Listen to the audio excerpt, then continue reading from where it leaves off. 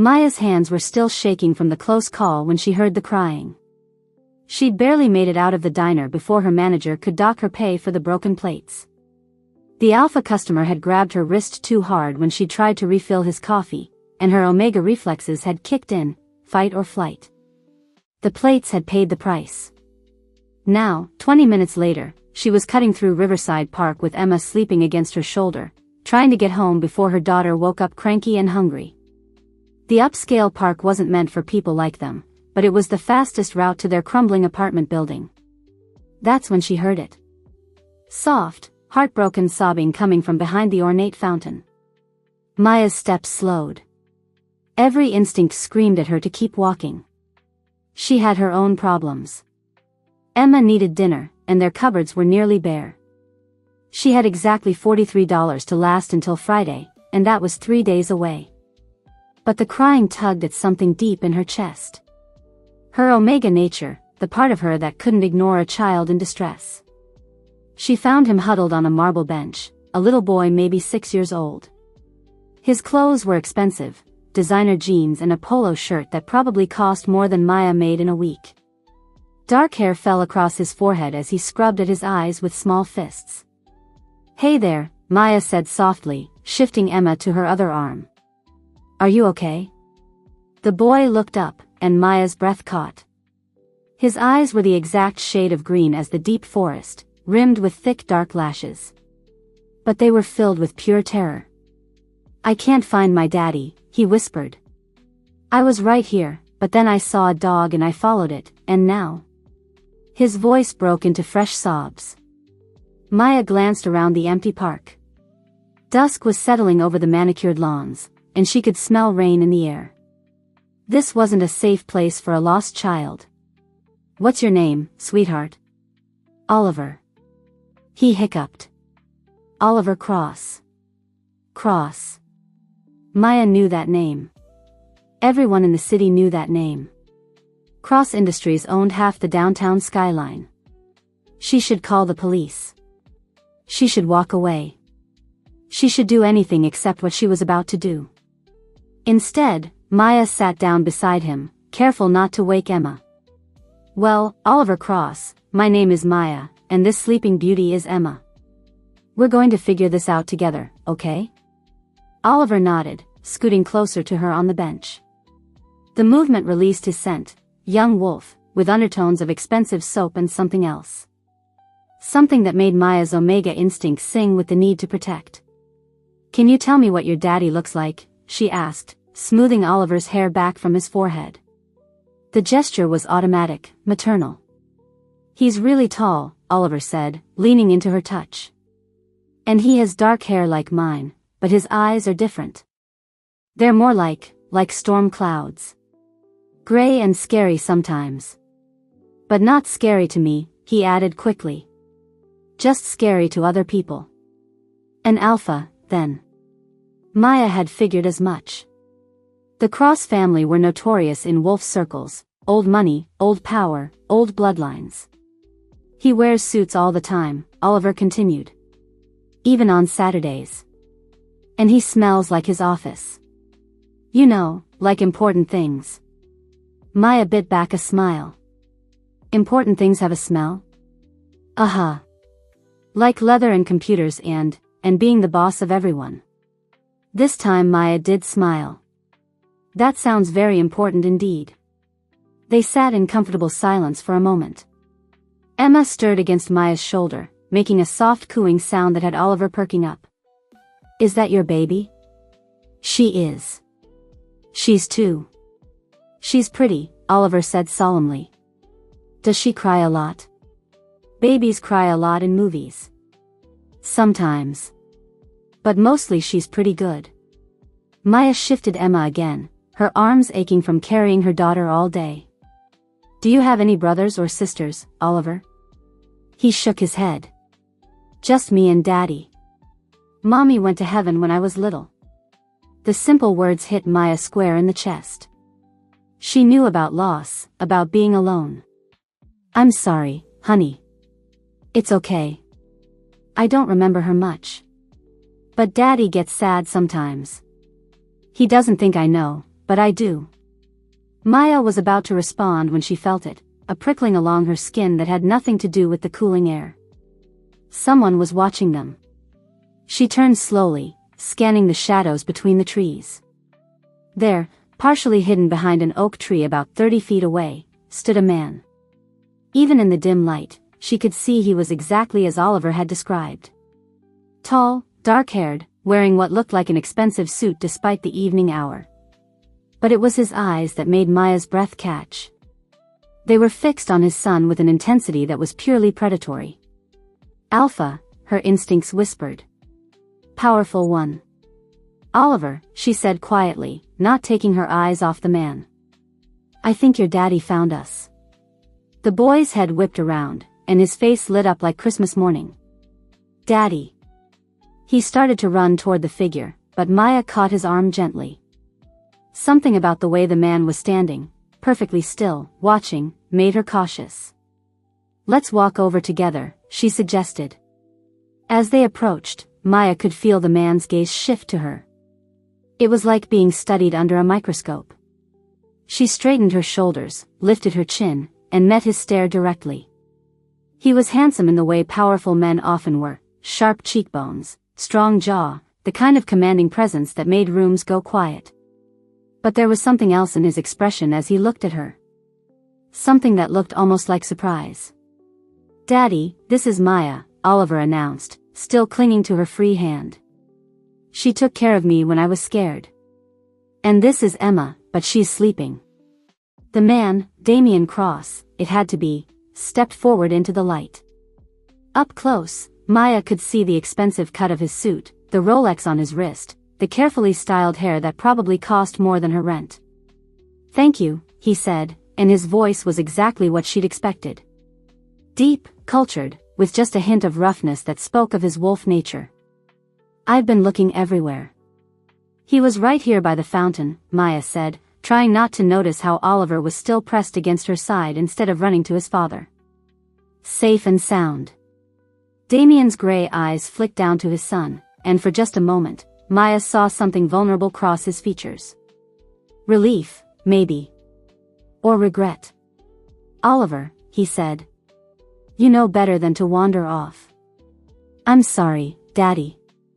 I saw a dog and we'll discuss it at home." The words were firm but not harsh. Then Damien looked back at Maya. "I'd like to thank you properly." "Perhaps I could." "No need," Maya said quickly, stepping back. This was where she made her exit, before things got complicated. Before anyone asked questions about why an Omega was alone with a child in this part of town. But Oliver's grip on her hand tightened. "Maya, you don't have to go yet, do you?" She looked down at his upturned face, seeing the same fear there that had been present when she'd found him. The fear of being left alone. "I should get Emma home," she said gently. "It's past her bedtime." "But Oliver." Damien's voice cut through his son's protest. "A mess." "Just Maya," she said firmly. "Maya needs to get her daughter home." "What do we say?" Oliver's shoulders slumped, but he looked up at Maya with those heartbreaking green eyes. "Thank you for taking care of me. And for not leaving me alone." The words hit harder than they should have. Maya crouched down, balancing Emma carefully, and looked Oliver in the eye. "You listen to me, sweetheart. You're never really alone, okay? Your daddy loves you very much. I can see it." She glanced up at Damien as she said it, noting how his expression had gone carefully blank. Yeah, she could see it.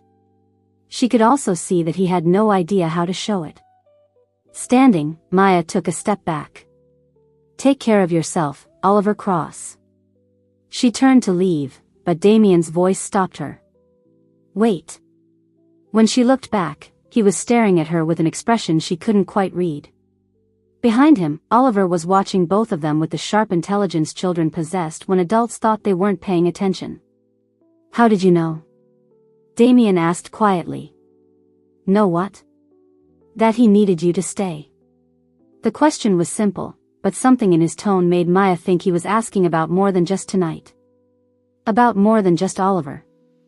I'm a mother, she said simply. We know these things. She walked away then, feeling their eyes on her back until she disappeared into the trees. But even as she made her way home to their tiny apartment, Maya couldn't shake the feeling that something had just changed. Something important. Behind her, hidden in the shadows she'd left behind, Damien Cross stood watching the place where she'd vanished, his son's small hand in his, and wondered why the scent of vanilla and strength was still lingering in the air around him. Why he couldn't stop thinking about the woman who'd cared for his child like he was her own. And why, for the first time in years, he wanted to see someone again. Chapter 2. The silence in the Bentley was deafening. Damien glanced in the rearview mirror at Oliver, who sat buckled in his car seat, staring out the window with the kind of focused intensity that meant his 6-year-old mind was working overtime. They'd been driving for 10 minutes, and his son hadn't said a word since they'd left the park. This was unusual. Oliver was a chatterbox, especially after any kind of adventure. But tonight, he seemed lost in thought. Everything all right back there? Damien asked, navigating through the evening traffic toward their estate in the hills. Daddy? Oliver's voice was small. Why did Maya have to leave? Damien's hands tightened on the steering wheel. He'd been asking himself the same question for the past 15 minutes. She had to get her daughter home. It was past Emma's bedtime. But we could have given them a ride. Our car is big enough. Out of the mouths of babes. Damien had thought the same thing, but something about Maya's body language had screamed flight risk. The moment he'd mentioned thanking her properly, she'd backed away like a spooked deer. She needed to get home, son. People have their own lives, their own routines. Oliver was quiet for another moment. Then, she smelled nice. Damien nearly swerved into the next lane. What? Maya. She smelled nice. Like cookies and flowers and safe things. Oliver swung his legs, his heels thumping against his car seat. Not like the ladies at your office. They smell like sharp things. Perfume, Damien thought. Expensive perfume and ambition and careful calculation. Yeah, he could see how a child would find that sharp. But Maya had smelled like vanilla and something earthier. Something that had made his wolf sit up and take notice in a way that had nothing to do with politics or pack dynamics. She was very kind to you, Damien said carefully. She didn't leave me alone, Oliver said, and there was something in his voice that made Damien's chest tight. Even when you came, she didn't just leave. She made sure I was okay first. The observation hit harder than it should have. How many people in Oliver's life would have simply handed him off the moment his father appeared? How many saw him as an obligation rather than a person? Most people would have done the same thing, Damien said, though he wasn't sure he believed it. No, they wouldn't. Oliver's voice was matter-of-fact. Mrs. Henderson at school just tells us to sit down and be quiet when we're sad. And your friend Penelope always looks at me like I'm messy. But Maya, she listened. And she had a baby to carry, but she still had room for me. Damien pulled into their circular driveway, the motion sensors triggering lights that illuminated the sprawling modern mansion. Home. 23 rooms of carefully decorated emptiness.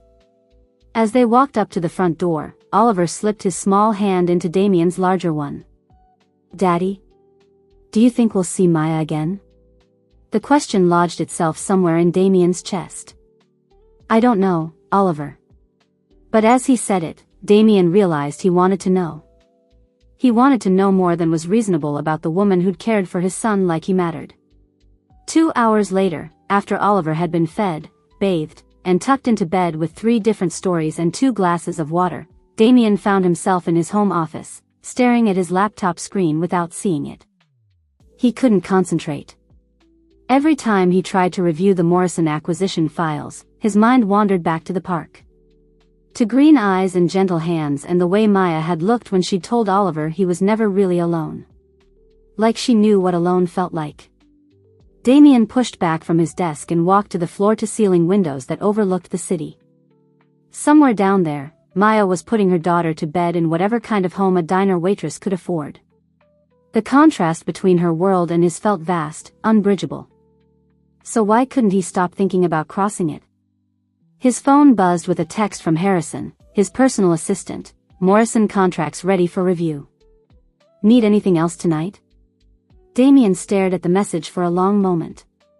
Then he typed back, actually, yes. I need you to look into someone for me. The response came immediately, of course. Business or personal? Damien hesitated. What was this? Business? Personal? He didn't even know Maya's last name. Personal, he typed finally. Her name is Maya. Works at a diner, has a 2-year-old daughter named Emma. I'll send you what other details I have. There was a longer pause this time before Harrison responded, on it. I'll have a preliminary report by morning. Damien set the phone down and returned to the window. In the reflection, he could see his own face, and he didn't like what he saw there. When had he become the kind of man who investigated women who were kind to his child? But even as the thought crossed his mind, he knew he wasn't going to call Harrison back. He needed to know more about Maya. Needed to understand why she'd affected him so strongly, why Oliver had responded to her the way he had. Needed to know if what he'd felt in that park was real or just the product of a lonely man's imagination.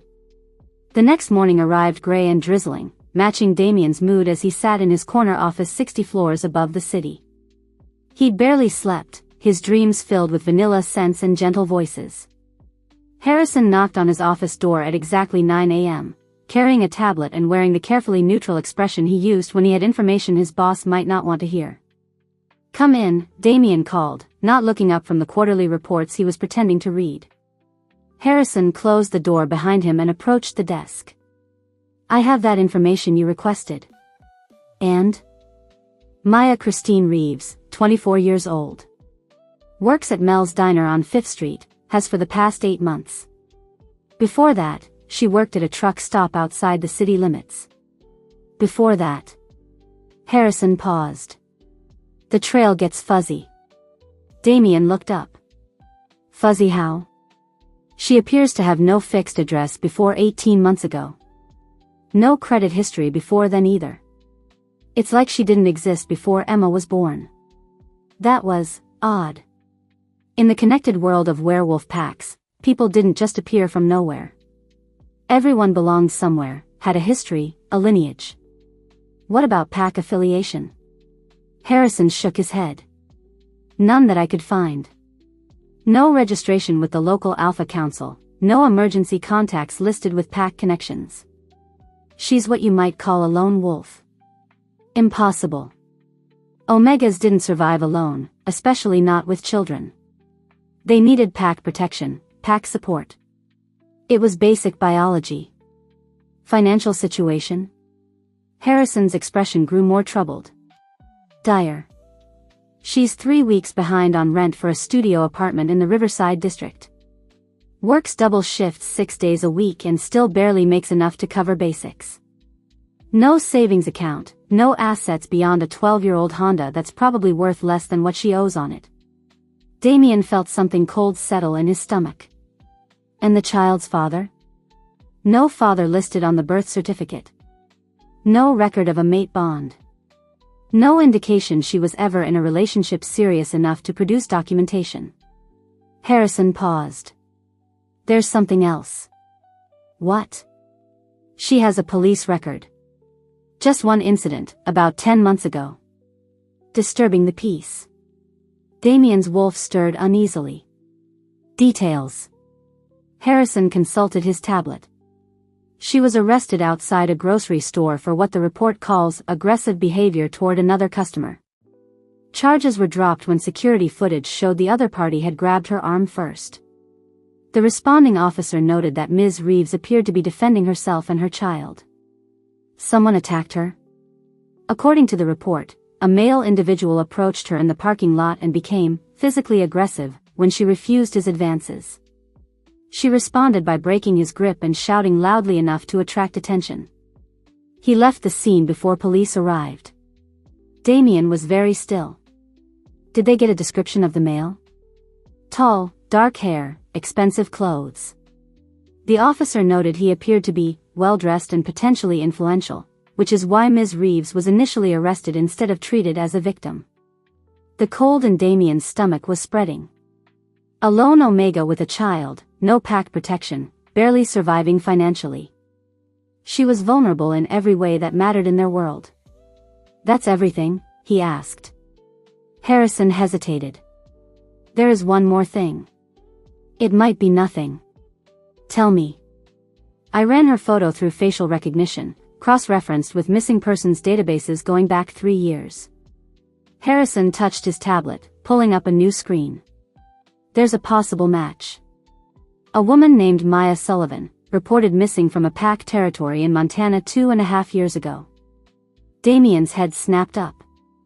Missing how? The report is sparse. Filed by pack leadership, states that she disappeared during a time of pack transition and that they feared for her safety. But here's the interesting part, the report was withdrawn 6 months later. No explanation given. Pack transition. That was a euphemism that could mean anything from leadership change to pack dissolution. But the timeline, 2.5 years ago, would put Maya's disappearance right around the time she would have gotten pregnant with Emma. What kind of pack was it? Harrison's expression grew even more troubled. Traditional. Very traditional. The kind that still practices arranged matings and considers unmated Omegas to be pack property. The pieces were starting to form a picture that made Damien's wolf pace restlessly. A young Omega, possibly from a controlling pack, disappears around the time she becomes pregnant. Reappears 18 months later with a new name, no pack affiliation, and a child with no father listed. Running. She'd been running. Sir? Harrison's voice cut through his thoughts. What would you like me to do with this information? Damien stood and walked to his window, looking down at the city where Maya was probably starting her lunch shift at the diner, where she would smile at customers and serve coffee and pretend her life wasn't falling apart. Nothing, he said finally. File it away and don't discuss it with anyone. Of course. Harrison turned to leave, but Damien's voice stopped him. Actually, there is something else you can do. Sir? Mel's Diner on 5th Street. I want you to buy it. Harrison blinked. The entire diner? Whatever it takes. Set up a shell company if you need to, but I want it done quietly and quickly. And Harrison? Damien turned to face his assistant.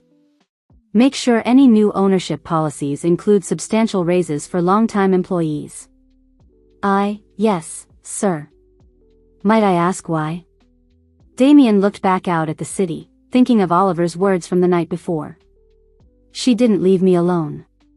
Consider it a business investment, he said.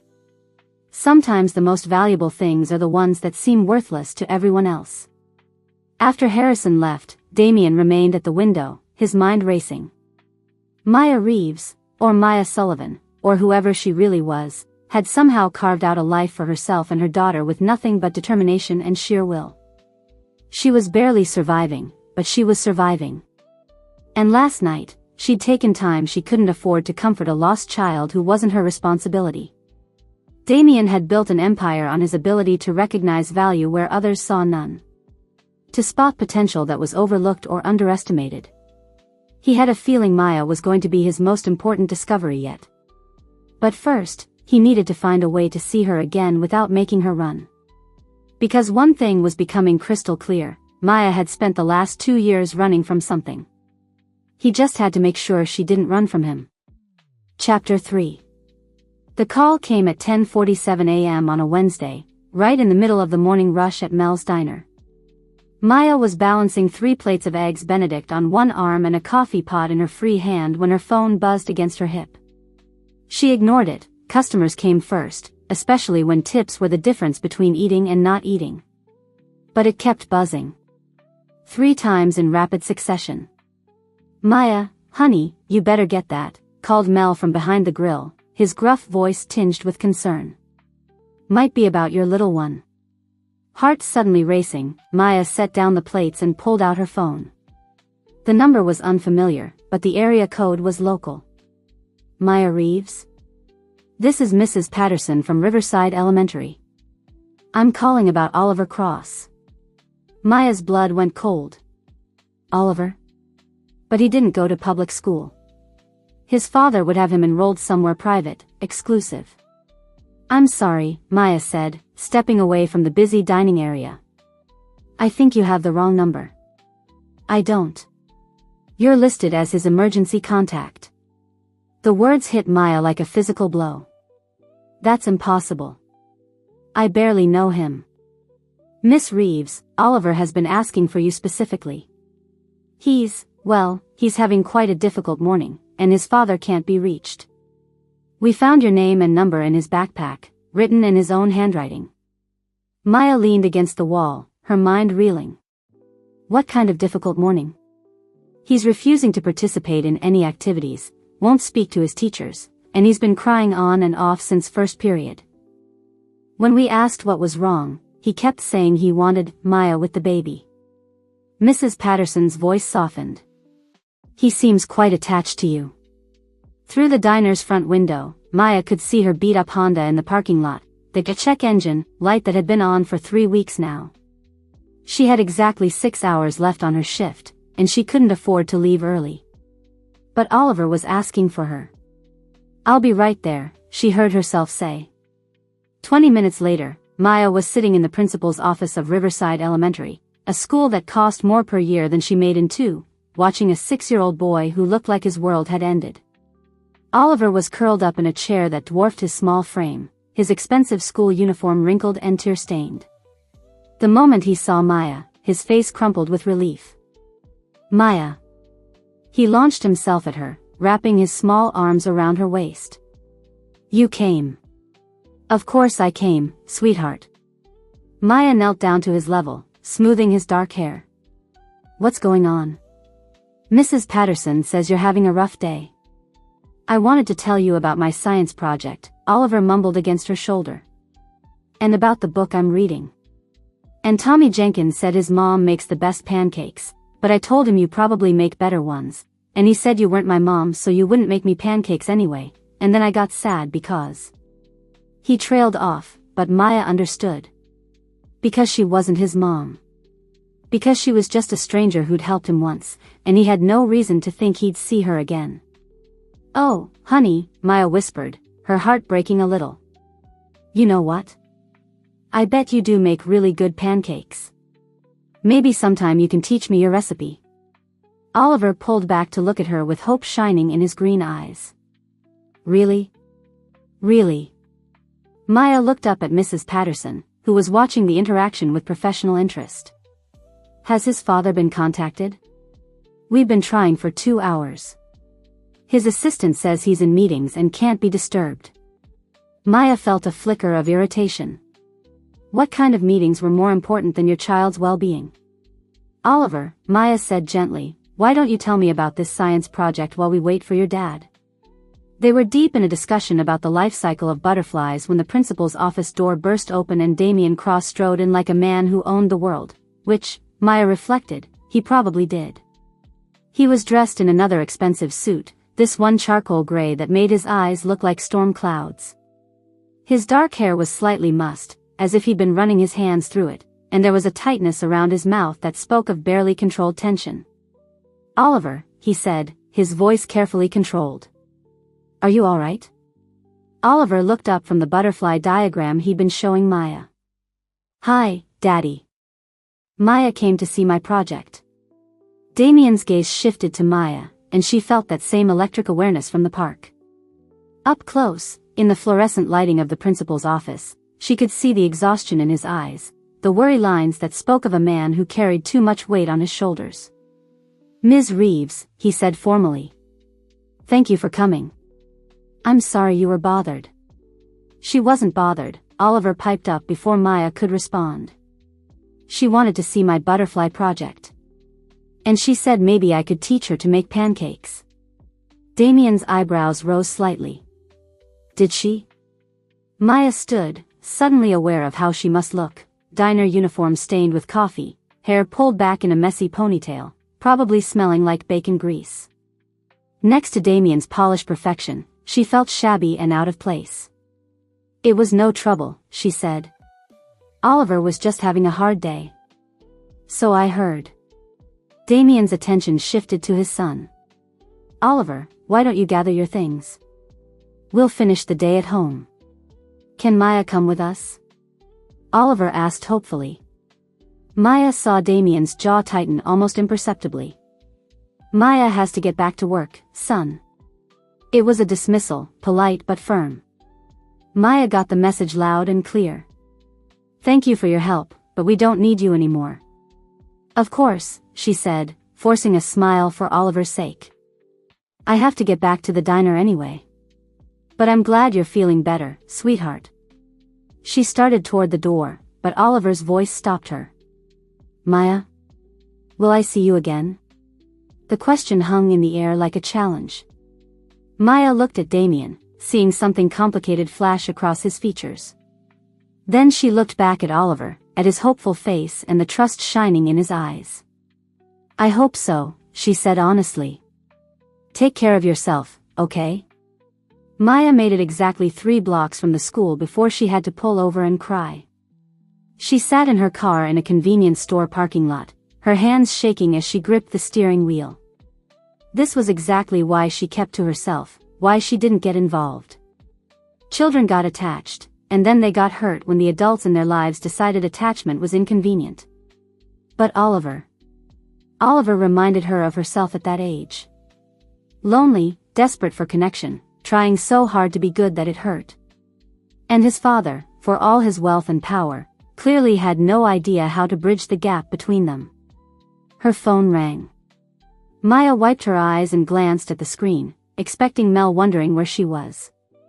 Instead, she saw a number she didn't recognize. Hello? Ms. Reeves? This is Damien Cross. Maya's breath caught. Mr. Cross. Is Oliver all right? He's fine. Actually, that's why I'm calling. I was wondering if we could meet. To discuss Oliver. I don't understand. There was a pause. Would you be free this evening? After your shift ends? Maya glanced at the clock on her dashboard. It was barely noon. I suppose so. But Mr. Cross, I'm not sure what there is to discuss. I barely know your son. That's exactly the problem, Damien said quietly. And please, call me Damien. They met at a coffee shop 3 blocks from the diner. Maya had gone home after her shift to change out of her uniform, though her options were limited. Clean jeans and a sweater that had seen better days were the best she could manage. Damien was already there when she arrived, sitting at a corner table with his back to the wall, an alpha's position, she noted. He'd traded his suit for dark slacks and a button-down shirt, but he still looked like he'd stepped out of a magazine. Thank you for coming, he said as she sat down across from him. I'm still not sure why I'm here, Maya admitted. Damien was quiet for a moment, studying her face. Oliver has been asking about you every day since the park. His teacher called me yesterday to say he's been distracted, unfocused. Today was just the culmination. Maya felt a stab of guilt. I'm sorry. I never meant. Don't apologize. Damien's voice was firm. You showed kindness to a child who needed it. The problem isn't what you did. The problem is what I haven't been doing. Maya waited, sensing there was more. Oliver's mother died when he was 3, Damien said quietly. Cancer. It was difficult. For both of us. Since then, it's been just the 2 of us, and I've tried to give him everything he needs. The best schools, the best opportunities, anything money can buy. But? Maya prompted. But I work 60-hour weeks. I travel constantly. Oliver spends more time with nannies and housekeepers than he does with me. Damien's hands were wrapped around his coffee cup, his knuckles white. And apparently, what he needs isn't something money can buy. Maya's heart ached for both of them. He needs his father. He needs a mother figure, Damien corrected. Someone who understands children, who can give him the emotional connection he's craving. Someone like you. Maya blinked. I'm sorry, what? I'm offering you a job, Maya. Live-in nanny for Oliver. Full benefits, salary that's triple what you're making at the diner, private quarters for you and Emma. Damien leaned forward. Oliver responds to you in a way he hasn't responded to anyone since his mother died. I'd be a fool not to recognize that. Maya stared at him, her mind reeling. You want me to move into your house? With Emma? The estate has a separate wing that would be perfect for you and your daughter. Oliver would have the maternal influence he needs, and Emma would grow up with advantages you can't provide on a waitress salary. It was a reasonable offer. A generous offer. So why did Maya's instinct scream danger? I don't understand, she said slowly. You don't know anything about me. For all you know, I could be a terrible influence on children. Something shifted in Damien's expression. I know enough. The word sent a chill down Maya's spine. What does that mean? It means I'm a careful man, Maya. I don't make offers like this lightly. He'd investigated her. The realization hit Maya like a physical blow. He'd dug into her background, her finances, probably her entire life history. What exactly do you think you know? She asked, her voice carefully controlled. I know you're struggling financially. I know you work 2 jobs and still can't make ends meet. I know you're a good mother who would do anything for her child. Damien's gray eyes were steady on hers. And I know that whatever brought you to this city, you left everything behind to get here. Maya's hands were shaking. She clasped them in her lap, fighting the urge to run. And you think that makes me suitable to care for your son? I think it makes you someone who understands what it means to protect a child at any cost. The words hung between them, heavy with implication. Maya stared at this man who had somehow seen through the carefully constructed walls she'd built around her new life. I need time to think about it, she said finally. Of course. Damien pulled a business card from his pocket and slid it across the table. My personal number is on the back. Call me when you've decided. Maya took the card, her fingers brushing his briefly. The contact sent electricity up her arm, and she saw Damien's pupils dilate slightly in response. Definitely dangerous. There's one more thing, Damien said as she stood to leave. The salary starts immediately, whether you take the position or not. Consider it payment for what you did for Oliver today. I don't want your money, Maya said quickly.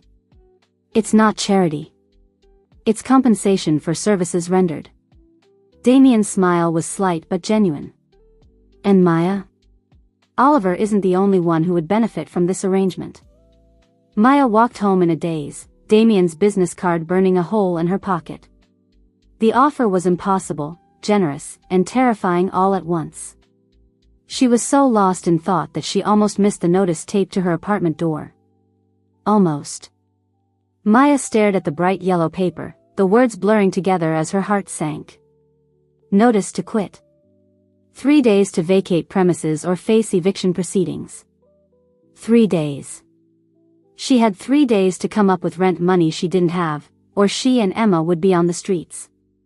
Inside the apartment, Emma was napping on the couch while Mrs. Hartwell, the elderly neighbor who watched her during Maya's shifts, dozed in the chair nearby. Mrs. Hartwell? Maya whispered. The older woman stirred. Oh, Maya. How was work? Fine. Maya showed her the eviction notice. Did Mr. Rodriguez come by today? Mrs. Hartwell's face darkened. That man is heartless. I told him you're a good tenant, that you just need a little time, but he said business is business. She gathered her purse and sweater. I'm sorry, dear. I wish I could help more. After Mrs. Hartwell left, Maya sat on her tiny couch, holding Emma close as her daughter slept. 3 days. She had 3 days to figure out how to keep a roof over their heads. Damien's business card lay on the coffee table, seeming to mock her with its elegant simplicity. Maya had spent 2 years running from powerful men who thought they could control her life. The last thing she should do was put herself and Emma in the power of another one. But Oliver needed her. And despite every instinct screaming at her to stay away, she couldn't forget the way he'd looked at her today, like she was the answer to prayers he'd been too young to articulate. More importantly, Emma needed stability. Safety. A future that didn't involve sleeping in their car or moving from one cheap motel to another. Maya reached for her phone and dialed before she could lose her nerve. Damien? It's Maya. I accept your offer. The next morning, a moving truck appeared outside Maya's apartment building, followed by a black SUV with tinted windows. Maya watched from her window as Harrison stepped out, looking crisp and professional in his tailored suit. Ms. Reeves? He knocked on her door with practiced efficiency. I'm Harrison, Mr. Cross's assistant. I'm here to facilitate your move. Maya opened the door, Emma balanced on her hip. We don't have much to move. Harrison's expression softened slightly as he looked at Emma, who was studying him with curious eyes. No matter. We'll make sure everything is handled properly. The move took less than 2 hours. Maya's entire life fit into 3 boxes and 2 suitcases. As the truck pulled away from the rundown apartment complex, Maya felt a mixture of relief and terror. She was doing the right thing for Emma. She had to believe that. The Cross estate was even more intimidating in daylight. The house rose from manicured grounds like something from a fairy tale, all glass and steel and modern lines that spoke of wealth beyond imagination. Holy hell, Maya whispered, then immediately covered her mouth. Sorry. I meant, wow. Harrison's lips twitched with amusement. First time seeing the house?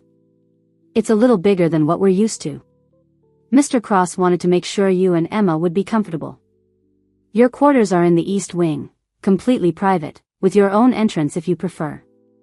As they pulled up the circular driveway, Maya saw Oliver pressed against one of the massive front windows, his face bright with excitement. The sight made her chest warm despite her nervousness. Maybe this would work out after all. Harrison helped her out of the car, then leaned closer as he handed Emma down to her. His voice was quiet, meant for her ears alone. Ms. Reeves? A word of advice? Maya tensed. Yes? Mr. Cross is a good man, but he's also an alpha with territorial instincts. You're an unmated omega moving into his space with a child. That's going to trigger certain responses. Harrison's brown eyes were serious. Just be aware that the dynamics in this house are more complicated than a typical employer-employee relationship. Before Maya could ask what he meant, the front door burst open and Oliver came running down the steps, followed by a more sedate Damien. Maya. You came. Is Emma going to live here too? Can I show her my room? Do you want to see the pool? Oliver's enthusiasm was infectious, and Maya found herself smiling despite her nerves. Slow down, sweetheart. We just got here. Damien approached more slowly, his gray eyes taking in every detail of her appearance. Maya was suddenly aware of his size, his presence, the way he moved with predatory grace. Harrison's warning echoed in her mind. Territorial instincts. Welcome home, Damien said quietly, and something in his tone made Maya's breath catch.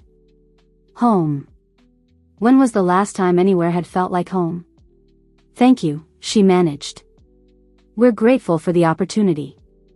I think you'll find it's mutually beneficial, Damien replied, his gaze lingering on her face before shifting to Emma, who was watching him with wide, curious eyes.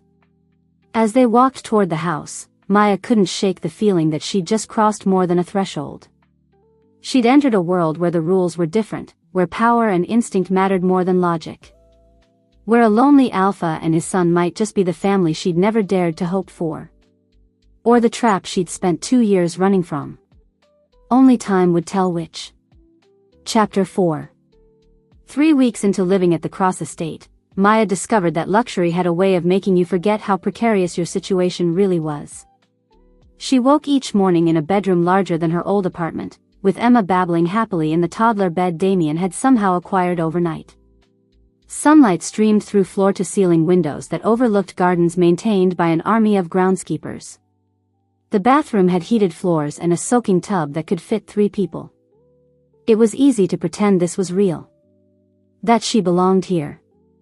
The illusion usually lasted until she remembered that she was staff. Highly paid, well-treated staff, but staff nonetheless. Maya. Maya, look. Oliver's voice carried across the mansion's great room as she descended the main staircase, Emma on her hip. He was sitting at the massive dining table, homework spread out before him, practically vibrating with excitement. "What am I looking at, sweetheart?" Maya asked, settling Emma in her high chair before moving to examine Oliver's work. "I got an A on my butterfly project. Mrs. Patterson said it was the best one in the class." Oliver beamed up at her. "And she asked if you could come to the parent presentation next week." Maya's heart did a little flip. In the 3 weeks she'd been here, Oliver had transformed from a sullen, withdrawn child into this bright, eager boy. His grades had improved, his nightmares had stopped, and he laughed constantly, especially when he was helping her with Emma. "That's wonderful, honey. I'm so proud of you." Maya ruffled his dark hair. "But you know your dad will want to go to the presentation." Oliver's face fell slightly. "Daddy's in Chicago until Friday. And besides, you helped me with the project. You should be there." Before Maya could respond, the familiar sound of expensive shoes on marble announced Damien's arrival. Maya's pulse quickened, an automatic response she'd been trying to ignore for weeks. He appeared in the doorway of the dining room, and Maya's breath caught the way it always did. 3 weeks of seeing him every day hadn't diminished the impact of his presence. If anything, living in close quarters had made her more aware of everything about him: the way he moved, the subtle changes in his scent when he was stressed, the rare genuine smiles he reserved for Oliver. And lately, for her. "Good morning," Damien said, his gray eyes moving from Oliver to Emma, who squealed happily at the sight of him, to Maya. His gaze lingered on her face a beat longer than necessary, and Maya felt heat rise in her cheeks. "Daddy. I got an A." Oliver launched into an excited retelling of his academic success while Damien poured himself coffee from the service that appeared like magic every morning. Maya tried not to watch the way Damien's hands moved, or the way his shirt stretched across his shoulders when he reached for the sugar. 3 weeks of suppressing her attraction to her employer was taking its toll. "That's excellent, son," Damien said when Oliver finished. "Maya, you've been helping him with his homework?" "Just a little guidance," Maya said quickly. "Oliver does all the work himself." "She's a really good teacher," Oliver added loyally. "She doesn't get frustrated when I don't understand something right away." Something flickered across Damien's face, an expression Maya couldn't quite read. "I'm sure she is." The moment was interrupted by Harrison appearing in the doorway, tablet in hand, and that slightly harried expression he wore when Damien's schedule was about to implode. "Sir? Mrs. Blackwood is here for your 10 o'clock. Maya saw Damien's jaw tighten almost imperceptibly. "Of course she is. 15 minutes early, as always. Should I show her to my office?" "I'll be right there." Damien turned back to Oliver. "Be good for Maya, all right? I'll see you tonight." He started to leave, then paused, looking back at Maya. "The parent presentation Oliver mentioned, I'd like you to attend with me. If you're willing." The request caught Maya off guard. Are you sure? I'm just the nanny." "You're the person who helped him succeed," Damien said quietly. "You should be there to see him present." Before Maya could respond, he was gone, leaving her with a warm feeling in her chest and Oliver beaming at her like she'd just agreed to take him to Disneyland. "This is going to be the best presentation ever," Oliver declared. Maya hoped he was right. An hour later, Maya was in the garden with both children when she heard voices coming from Damien's home office. The French doors were open to let in the spring air, and while she wasn't trying to eavesdrop, certain words carried clearly across the manicured lawn.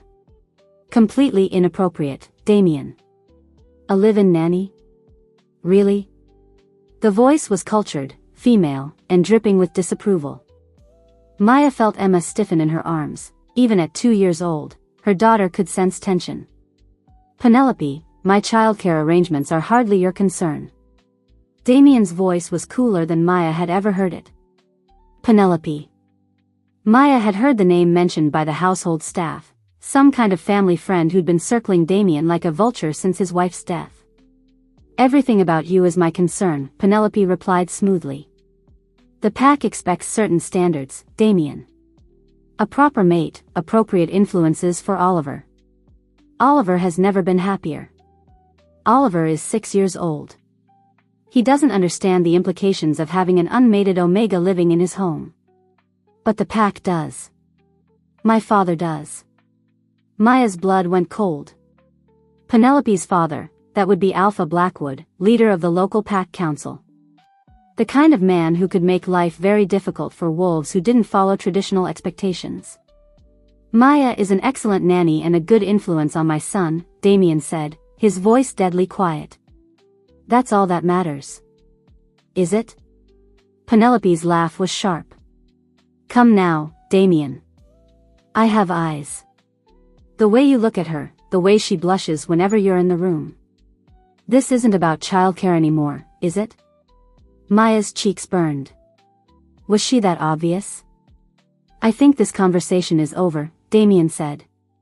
"This conversation is just beginning," Penelope countered. "I've been patient, Damien. I've given you time to grieve, time to adjust. But Oliver needs a proper mother, and you need a mate worthy of your position. The pack won't tolerate this arrangement indefinitely. The pack can go to hell." "Can it?" "You're not just any wolf, Damien. You're Cross Industries. Your choices affect hundreds of employees, dozens of pack families. Can you really afford to put your personal desires ahead of your responsibilities?" There was a long silence. Then Damien's voice, colder than winter, "Get out. I'm trying to help you. Get out." Maya heard the sharp click of heels on marble, then the slam of a door. She looked down at Oliver, who had gone very quiet beside her. "Oliver? You okay, sweetheart?" "I don't like Penelope," he said in a small voice. "She's mean. And she doesn't really want to be my mom. She just wants to marry Daddy because he's important." Out of the mouths of babes. Maya pulled Oliver closer, her mind racing. She'd known this situation was temporary, but hearing it laid out so starkly, the pack politics, the expectations, the pressure on Damien to choose an appropriate mate, made her realize just how precarious her position really was. "Maya?" Oliver looked up at her with those two wise eyes. "You're not going to leave, are you? Because of Penelope?" The question hit her like a physical blow. "Why would you think that?" "Because that's what always happens. People come, and then they leave when things get complicated." Oliver's voice was matter-of-fact, but Maya could hear the hurt underneath. "Even Mommy left, even though she didn't want to." Maya's heart broke a little. She knelt down, setting Emma on the grass so she could look Oliver in the eye. "Listen to me very carefully, Oliver Cross. I'm not going anywhere, okay? Not because of Penelope, not because of anyone. You're stuck with me. Promise?" Maya hesitated for just a moment, thinking of pack politics and appropriate mates and all the ways this could go wrong. Then she looked at Oliver's hopeful face and Emma reaching for dandelions in the grass, and the choice was easy. "I promise." The next 2 weeks passed in a haze of domestic bliss that Maya knew couldn't last. Damien threw himself into work with renewed intensity, traveling more than usual and spending long hours in his office when he was home. But when he was present, really present, the tension between him and Maya was thick enough to cut. It was the little things that undid her. The way he listened intently when she told him about Oliver's day. How he'd started saying goodnight to Emma along with Oliver, his deep voice gentle as he wished her sweet dreams. The morning she'd come downstairs to find him making pancakes because Oliver had mentioned wanting to learn Maya's recipe. "You don't have to do that," she'd said, watching him flip pancakes with surprising skill. "I want to," he'd replied simply. Oliver should know how to make the things that make him happy. The domestic scene, Damien at the stove, Oliver setting the table, Emma in her high chair babbling happily, had felt so much like a real family that Maya had to excuse herself to cry in the pantry. The breaking point came on a Thursday evening. Maya was giving Emma a bath in the luxurious master bathroom of their suite when the first cramp hit. She doubled over, gripping the edge of the tub, as realization dawned with horrible clarity. Her heat. After 2 years of stress-induced suppression, her heat was finally returning. Maya managed to finish Emma's bath and get her settled for the night, but by the time she tucked her daughter into bed, the symptoms were unmistakable. The fever, the hypersensitive skin, the need that clawed at her from the inside. She made it to her own bedroom before the next wave hit, stronger this time. Maya collapsed on her bed, pulling pillows around her like a nest, her body producing the pheromones that would call to every unmated male within miles, including the alpha whose territory she was living in. She needed to lock her door. Needed to call Harrison and have him explain her absence to Damien. Needed to do a dozen practical things to get through the next 3 days safely. Instead, she curled into a ball and whimpered as her body betrayed her with wants she couldn't fulfill. The knock on her bedroom door came 20 minutes later. Maya? Damien's voice was rough, strained. Are you all right? Maya bit her lip to keep from calling out to him. Even through the door, she could smell him, leather and cedar and the musk of an aroused alpha. Her body responded instantly, heat pooling low in her belly. I'm fine, she managed. Just tired. Maya. Her name was a growl. Open the door. I can't. The words came out as a whisper. You're in heat. It wasn't a question. Maya closed her eyes, pressing her face into the pillow. Please. Just, please leave me alone. There was a long silence. Then, have you eaten today? The question surprised her. What? Food, Maya. Water. When did you last eat? She tried to remember. Breakfast? Had she eaten lunch? The details were fuzzy, lost in the haze of her body's demands. I don't. I'm not sure. She heard him curse softly. I'm coming in. No. Maya struggled to sit up. Damien, you can't. If you come in here, I'll be in control, he said firmly. But you need to eat, and you need fluids. Heat sickness is dangerous. Before Maya could protest further, she heard the soft click of the lock disengaging. Damien stepped into her room, and the scent of him hit her like a physical blow. Maya curled tighter into her nest of pillows, not trusting herself to look at him. You shouldn't be here. Probably not, Damien agreed, his voice carefully controlled. But you're under my protection, Maya. That means I don't let you suffer alone. She risked a glance at him and immediately regretted it. He stood just inside the doorway, every line of his body tense with restraint. His eyes had gone dark, pupils dilated, and she could see the muscle in his jaw jumping as he fought his instincts. The food is on the nightstand, he said without moving closer. Soup, crackers, water. Try to eat something. Maya looked and saw he was right. A tray sat on her bedside table, steam rising from a bowl of what looked like homemade chicken soup. You made soup. Harrison did. I just supervised. Damien's hands were clenched at his sides. Maya, I need you to eat something and then I need to leave. Because staying here, smelling you like this, it's taking everything I have not to. He cut himself off, jaw clamping shut. Not to what? Maya asked, even though she knew she shouldn't. Damien's eyes met hers, and the hunger there made her breath catch. Not to claim you. Not to make you mine in every way that matters. The words hung between them, honest and dangerous. Maya's body responded instantly, a fresh wave of heat washing over her. I can't, she whispered. I'm your employee. You're my boss. Oliver needs stability, not complications. I know. Damien's voice was rough with want and frustration. I know all of that. But Maya, what I feel for you isn't about convenience or pack politics or any of the logical reasons I should stay away. It's about the way you've brought my son back to life.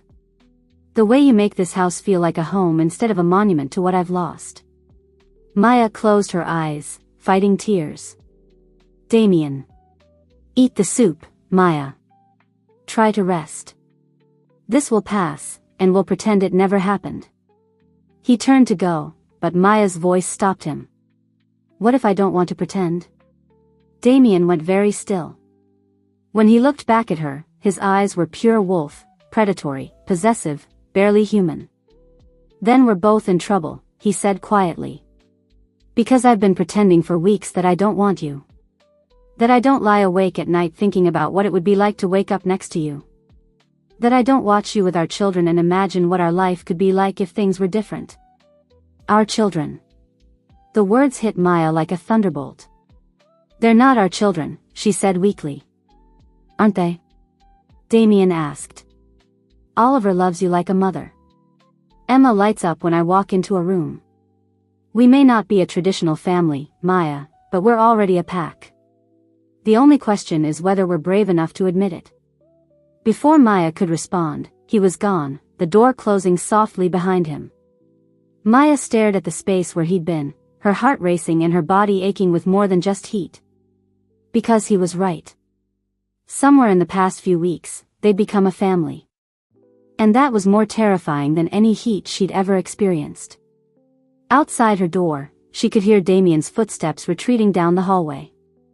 Then, fainter, the sound of another door closing. Hard.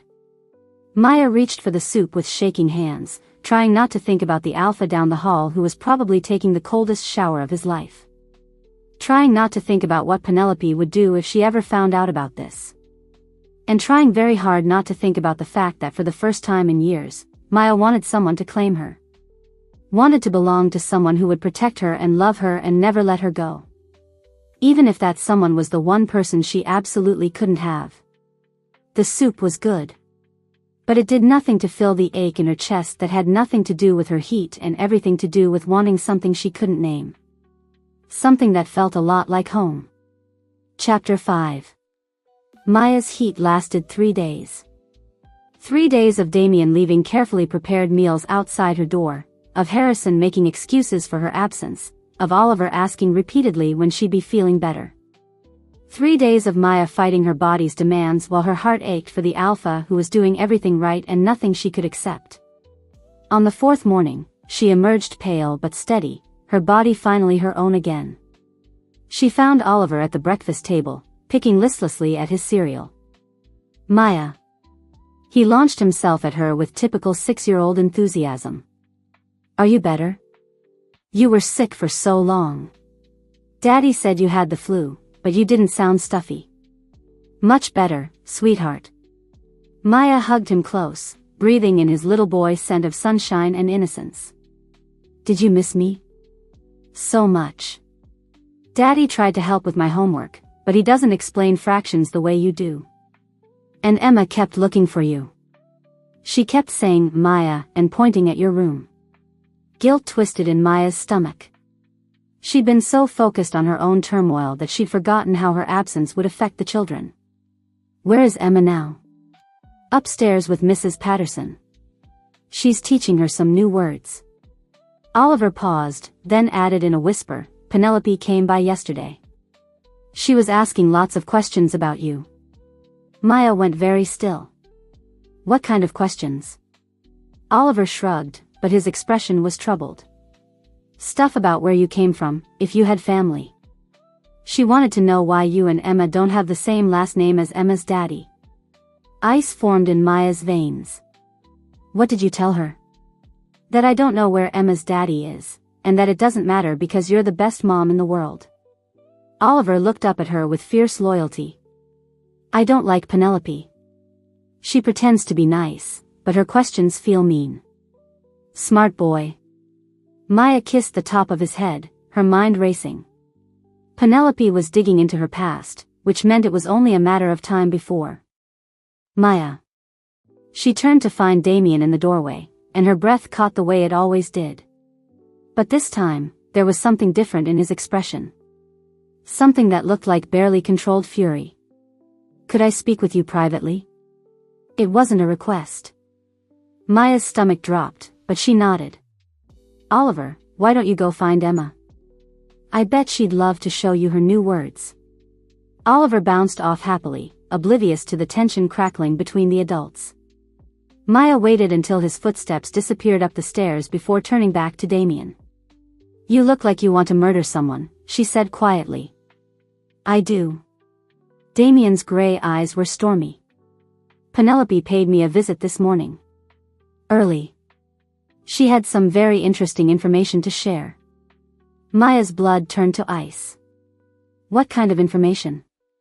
Instead of answering, Damien pulled out his phone and opened what looked like a private investigator's report. Montana Pack Territory. 3 years ago. A pack called the Silverstone Collective was completely destroyed by a rogue alpha named Kane Morrison. Maya's legs gave out. She sat down hard in the nearest chair, her vision going spotty around the edges. Damien continued reading, his voice carefully controlled. The rogue killed the pack alpha, claimed several unmated females as spoils of war. One female, Maya Sullivan, was held for 6 months before the pack was finally liberated by a coalition of neighboring territories. "Stop," Maya whispered. Kane Morrison was killed in the liberation. Most of his victims were rescued and rehabilitated. Damien's voice grew quieter. But Maya Sullivan disappeared before she could be debriefed. She was 6 months pregnant at the time. The words hung in the air like a death sentence. Maya couldn't breathe, couldn't think past the roaring in her ears. 3 years. 3 years of running, of hiding, of building a new life, and it had all just crumbled in an instant. "Maya." Damien's voice was gentler now. "Look at me." She couldn't bear to see the disgust, the pity, the inevitable rejection in his eyes. "Maya." He moved closer, and she could smell his scent, still warm, still comforting, but now tinged with something else. Rage. But not at her, she realized with surprise. For her. "I'm not Maya Sullivan anymore," she said finally, her voice barely a whisper. "That girl died in a basement in Montana. I'm Maya Reeves now. I'm Emma's mother. I'm Oliver's nanny. I'm not what happened to me." "No," Damien agreed quietly. "You're not. You're the woman who survived hell and still had enough heart left to comfort a lost child in a park. You're the mother who rebuilt her life from nothing to give her daughter a future. You're the person who brought laughter back to my son." Maya finally looked up at him, tears streaming down her face. "Penelope knows. Penelope knows. She'll tell everyone. The Pack Council, the media, anyone who'll listen. Emma will grow up knowing she was conceived in violence. Oliver will learn that his father employed a..." "Stop." Damien's voice was sharp. "You are not defined by what that monster did to you. Emma is not defined by how she was conceived. She's a beautiful little girl who laughs when Oliver makes funny faces and says, 'Dada,' when I walk into a room." The last part hit Maya like a physical blow. She hadn't realized Emma had started calling Damien that. "Penelope wants me gone," Maya said. "And she's right. My being here puts your reputation at risk, puts Oliver at risk. My reputation can go to hell." "No, it can't. You have responsibilities, people who depend on you." Penelope made that very clear. Maya stood on shaking legs. "I need to pack. Emma and I can be gone before." "You're not going anywhere." The command in Damien's voice stopped her cold. When she looked at him, his eyes had gone full alpha, dark, possessive, utterly implacable. "You don't understand," Maya said desperately. "Penelope isn't just going to whisper about this at pack meetings. She'll make it public. Newspapers, social media, everywhere. Billionaire CEO's dark secret. They'll make Emma's conception into entertainment. Let them try. Damien's voice was deadly quiet. I have more lawyers than Penelope has allies. And if anyone tries to hurt you or Emma, they'll discover exactly why I'm the alpha in this territory. For a moment, Maya felt a flicker of hope. But then reality crashed back in. You can't protect us from everything, Damien. And I won't be the reason your life falls apart. I won't be the reason Oliver loses his father to scandal. Maya. The sound of the front door chime interrupted him. A moment later, Harrison appeared in the doorway, his face grim. Sir. Penelope Blackwood is here. She's asking to speak with Maya privately. Maya's blood ran cold. She's here for the kill shot. Damien moved to stand between Maya and the doorway, every line of his body protective. Tell Penelope that Maya is unavailable. I'm afraid she was quite insistent, Harrison said carefully. She mentioned something about time-sensitive information that needed to be discussed immediately. Maya closed her eyes. Penelope wasn't going to be put off, and making her wait would only make things worse. It's okay, Maya said quietly. I'll talk to her. Like hell you will. Damien, she already has what she needs to destroy me. Making her angry won't change that. Maya straightened her shoulders, summoning the strength that had gotten her through 3 years of hiding. But maybe I can convince her to leave Emma out of it. Damien looked like he wanted to argue, but Maya was already walking toward the door. Penelope was waiting in the formal living room, looking every inch the alpha female in her designer suit and perfectly styled hair. She smiled when Maya entered, but it was the smile of a predator about to make a kill. Maya, darling. You look pale. I hope you're feeling better after your little illness.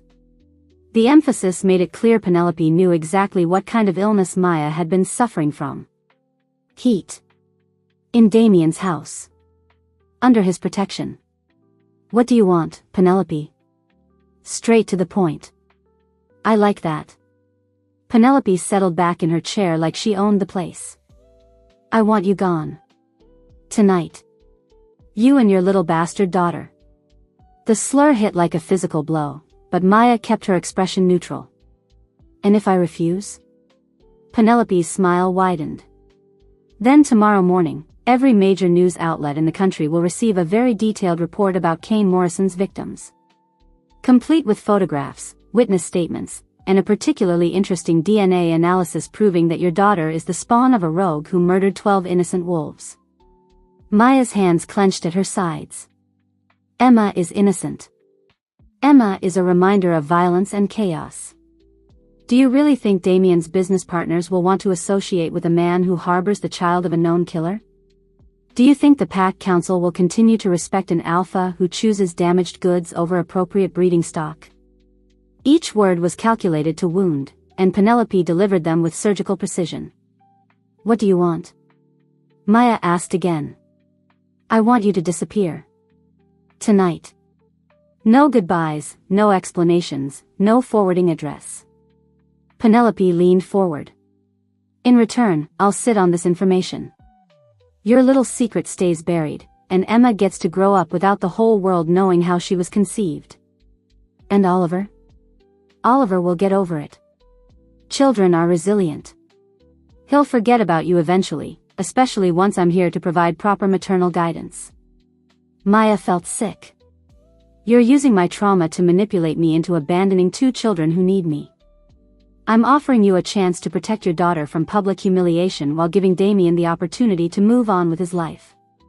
Penelope's voice was smooth as silk. It's really quite generous of me. Generous. Maya laughed, but there was no humor in it. You're blackmailing me. I'm presenting you with options. You can leave quietly tonight, or you can stay and watch your past destroy everyone you claim to care about. Penelope stood, smoothing her skirt. You have until midnight to decide. After that, I make the calls. She started toward the door, then paused. Oh, and Maya? Don't think about running to Damien with this. Men like him don't stay loyal to damaged goods when their empire is on the line. He'll choose his reputation over you every time.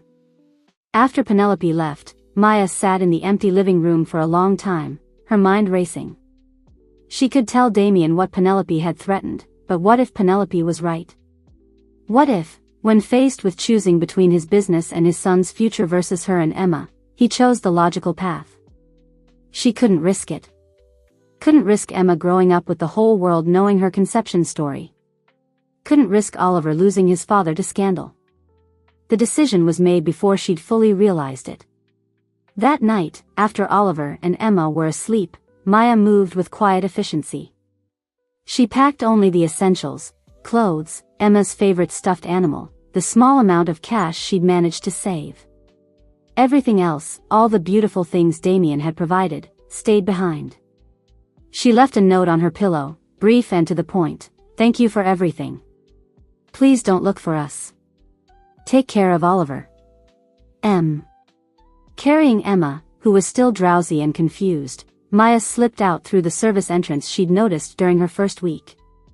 Her old Honda was still parked in the staff garage, and Harrison had kept it maintained even though she rarely used it. She was 3 miles from the estate when Emma started crying. "Mama, where are we going? Where's Oliver? Where's Dada?" The questions broke Maya's heart, but she kept driving. "We're going on an adventure, baby. Just you and me. Want Oliver. Want Dada." "I know, sweetheart. I know." Maya drove through the night, heading for the interstate and whatever life they could build elsewhere. In the rearview mirror, the lights of the city grew smaller and smaller until they disappeared entirely. She tried not to think about Damien waking up to find them gone. Tried not to imagine Oliver's heartbreak when he realized she'd broken her promise never to leave. Tried not to think about the life she was leaving behind, the first real home she'd known since her world fell apart 3 years ago. By dawn, they were in another state, and Maya's phone was buzzing constantly with calls from numbers she didn't recognize. She turned it off and kept driving. Back at the Cross estate, Damien stood in Maya's empty bedroom, holding the note she'd left behind. Harrison hovered in the doorway, his usually composed face showing rare emotion. "The security cameras show her leaving at 2:17 a.m., Harrison reported quietly. "She disabled the GPS in her car, and her phone is off. She doesn't want to be found." Damien crushed the note in his fist, his control finally snapping. The sound that came from his throat was pure wolf, a howl of rage and loss that echoed through the empty room. "Sir." "Find her," Damien said, his voice deadly quiet. "I don't care what it costs or how long it takes. Find them. And when we do?" Damien's eyes were pure alpha when he looked at his assistant. "Then I'm going to bring my family home. And God help anyone who tries to stop me." Down the hall, Oliver's voice could be heard calling for Maya, followed by the sound of running feet and Harrison's gentle voice explaining that Maya had to go away for a while. The heartbreak in his son's voice was the final straw. Damien had thought he loved Maya before, thought he understood the depth of his feelings for the woman who'd brought light back into their lives. But standing in her empty room, listening to his son's tears, Damien realized he hadn't understood anything at all. He didn't just love Maya.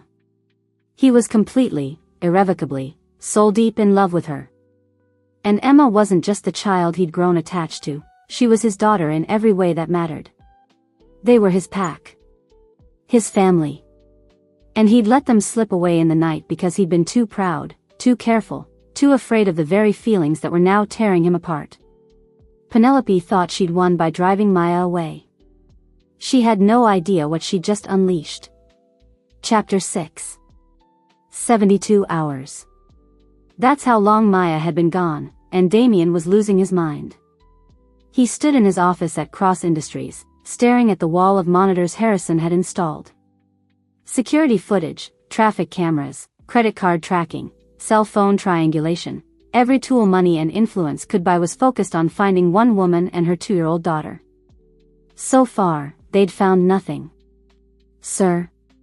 Harrison entered with yet another report, his usually immaculate appearance showing signs of strain. Like Damien, he'd barely slept since Maya's disappearance. "The team in Nevada thinks they spotted her Honda at a truck stop outside Reno. but by the time local authorities arrived, she was gone. Damien's hands clenched into fists. Maya was running hard and fast, using every trick she'd learned during her years of hiding. She was staying off main highways, paying cash, avoiding security cameras. The woman who'd survived 3 years as a lone Omega with a child knew how to disappear. What about the phone records? Her cell has been off since she left. But I did find something interesting. Harrison pulled up a file on his tablet. She made one call the night before she disappeared. To a number registered to a trucking company in Wyoming. Trucking company? Underground Railroad, Harrison clarified grimly. There's a network of truck drivers who help displaced wolves move between territories without official documentation. Very discreet, very expensive. Damien felt a chill of admiration mixed with frustration. Even in her panic, Maya had been smart enough to call in favors, to use resources he hadn't even known existed. Track down that driver. Offer whatever it takes to get information. Already tried. The company doesn't exist as of yesterday morning. Dissolved immediately after Maya's call. Of course it had. Maya wasn't just running, she was burning bridges behind her to make sure she couldn't be followed. Damien's phone buzzed with a call from the house. Mrs. Patterson, the elderly housekeeper who'd been trying to help with Oliver while Maya was gone. Sir? I'm sorry to bother you, but it's Master Oliver. He's gotten worse. Damien closed his eyes. Oliver had been inconsolable since discovering Maya and Emma were gone. The first day, he'd been angry, demanding to know where they were and when they were coming back. The second day, he'd bargained, promising to be good forever if Daddy would just bring Maya home. Today, he'd stopped eating. I'll be right there. The drive home felt endless. Damien's wolf paced restlessly, torn between the need to hunt for his missing pack and the desperate desire to comfort his son. Both instincts were equally strong, equally vital. He found Oliver in Maya's room, curled up in the center of her bed clutching one of Emma's stuffed animals. The sight hit Damien like a physical blow. Hey, buddy, Damien said softly, sitting carefully on the edge of the bed. Oliver didn't acknowledge him. He just stared at the wall with red-rimmed eyes, his small body radiating misery. Mrs. Patterson says you didn't eat lunch. Not hungry. Oliver, you have to eat something. Maya's not coming back, is she? Oliver's voice was barely a whisper. Damien's throat tightened. I don't know, son. She promised. Oliver finally looked at him, and the devastation in his green eyes was unbearable. She promised she wouldn't leave like Mommy did. But she lied. The words hit Damien like a sledgehammer. Oliver. Everyone leaves, Oliver continued in that flat, matter-of-fact voice that was worse than any tantrum. Mommy left. Maya left. Even you leave all the time for work. Maybe I'm just not worth staying for. Damien felt something break inside his chest. He gathered his son into his arms, feeling how thin Oliver had gotten in just 3 days.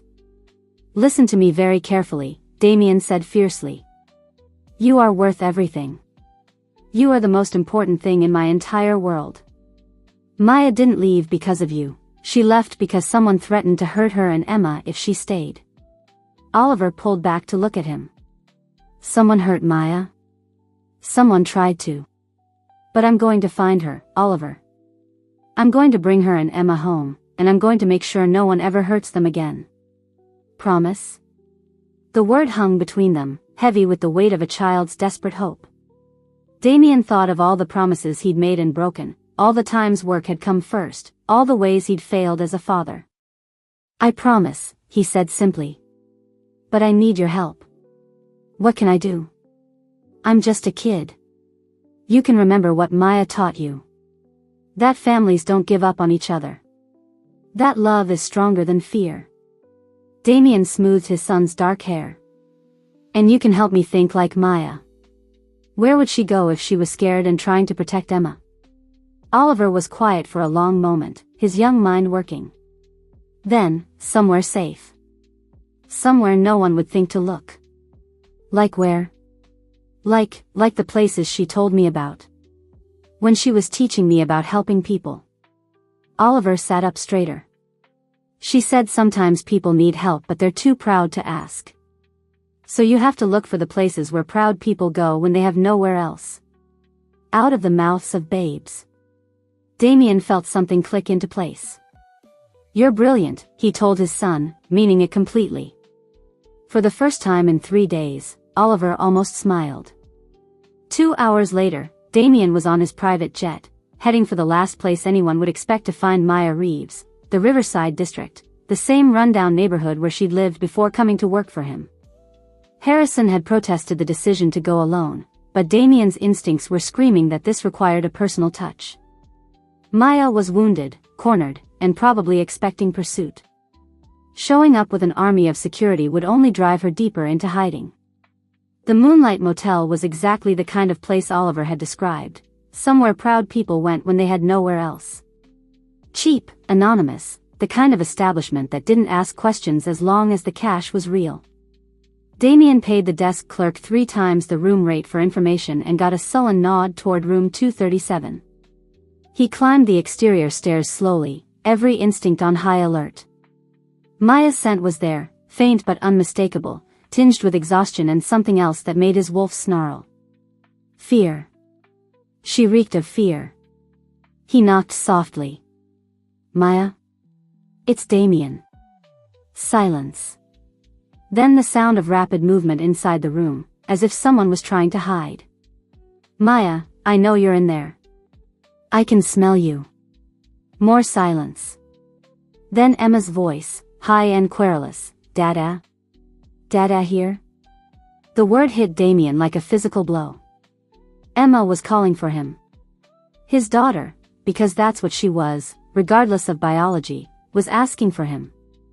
Emma's sick. Maya's voice came through the door, rough with exhaustion and something that might have been tears. She's been asking for you and Oliver for 2 days. She won't eat, won't sleep. She just keeps saying, Dada, and Oliver. Then let me in. I can't. Maya. Damien pressed his palm against the door, wishing he could reach through it to touch her. Please. Let me help. There was a long pause. Then the sound of multiple locks disengaging. The door opened to reveal Maya, and Damien had to fight not to react to what he saw. She looked like she hadn't slept in days, her hair hanging in unwashed tangles around a face that was too pale and too thin. But it was her eyes that destroyed him, hollow, haunted, filled with a self-loathing that made him want to tear apart whoever had put it there. Behind her, he could see Emma in a portable crib, her small face flushed with fever. She started getting sick yesterday, Maya said without looking at him. I think it's stress. Toddlers can get physically ill from emotional trauma, and she doesn't understand why we left. She just knows her family is gone. Her family. Even now, even running from him, Maya understood what they'd become. Damien stepped into the room, taking in the cheap furniture, the single bed, the handful of possessions scattered around. Maya had given up a life of luxury to protect her daughter, and she was slowly dying from the sacrifice. Maya, he said softly. Don't. She backed away from him, wrapping her arms around herself. Don't be kind to me. Don't make this harder than it already is. Come home. I can't. You know I can't. Maya's voice broke. Penelope will destroy you if I come back. She'll destroy Oliver's future, your business, everything you've worked for. All because you were foolish enough to care about damaged goods. Damien went very still. Is that what you think you are? Damaged goods? Maya laughed, but there was no humor in it. Isn't that what I am? A woman whose own pack cast her out for bringing shame on them. A mother whose child was conceived in violence. Someone so broken that she can't even function in normal society without running away the moment things get complicated? You want to know what I think you are? Damien moved closer, his voice low and intense. I think you're the strongest person I've ever met. I think you survived hell and came out fighting. I think you rebuilt your life from nothing because you had a daughter to protect, and you've been carrying that weight alone for 3 years because you're too proud to ask for help. Maya shook her head, tears streaming down her face. You don't understand. I understand perfectly. Damien's voice was gentle now. You want to know about my late wife? About the perfect marriage everyone talks about? Maya looked up at him, confused by the change of subject. Celeste was chosen for me, Damien continued. By my father, by the Pack Council, by everyone who thought they knew what was best for the Cross family legacy. She was beautiful, well-bred, had all the right bloodlines. The perfect alpha mate. He walked to the window, staring out at the parking lot. We had a marriage of convenience that lasted 8 years. She gave me an heir, attended the right social functions, said the right things at pack meetings. And she was completely, utterly indifferent to Oliver from the moment he was born. Maya's breath caught. Damien. She saw him as an obligation. A necessary inconvenience to secure her position. Damien's hands clenched. When she got sick, she spent more time worried about how her illness would affect her appearance than she did thinking about what her death would mean to her son. That's horrible. It was practical. Logical. Everything a good alpha mate is supposed to be. Damien turned back to Maya. And it was completely loveless. For 8 years, I lived in a beautiful house with a perfect wife and felt completely alone. Maya wiped her eyes with shaking hands. Why are you telling me this? Because you need to understand that I know the difference between a marriage of convenience and the real thing. Damien moved closer. I know what it feels like to live with someone who sees you as a duty instead of a choice. And I know what it feels like to watch that person interact with your child like he's a burden instead of a gift. Damien. Maya, in 3 months, you've shown Oliver more genuine maternal love than Celeste did in 6 years. You've turned our house into a home. You've made me remember what it feels like to want to come home at the end of the day instead of finding excuses to stay at the office. Maya was crying harder now. But Penelope was right. I am damaged. Emma is the child of a rogue. I have no pack, no family, no. You have me. The words came out fiercer than Damien had intended. You have Oliver. You have Emma. You have a family that chose you, not because of bloodlines or politics or pack alliances, but because we love you. Love? Maya's voice was barely a whisper. I love you, Damien said simply. I love your strength, your compassion, the way you put everyone else's needs before your own.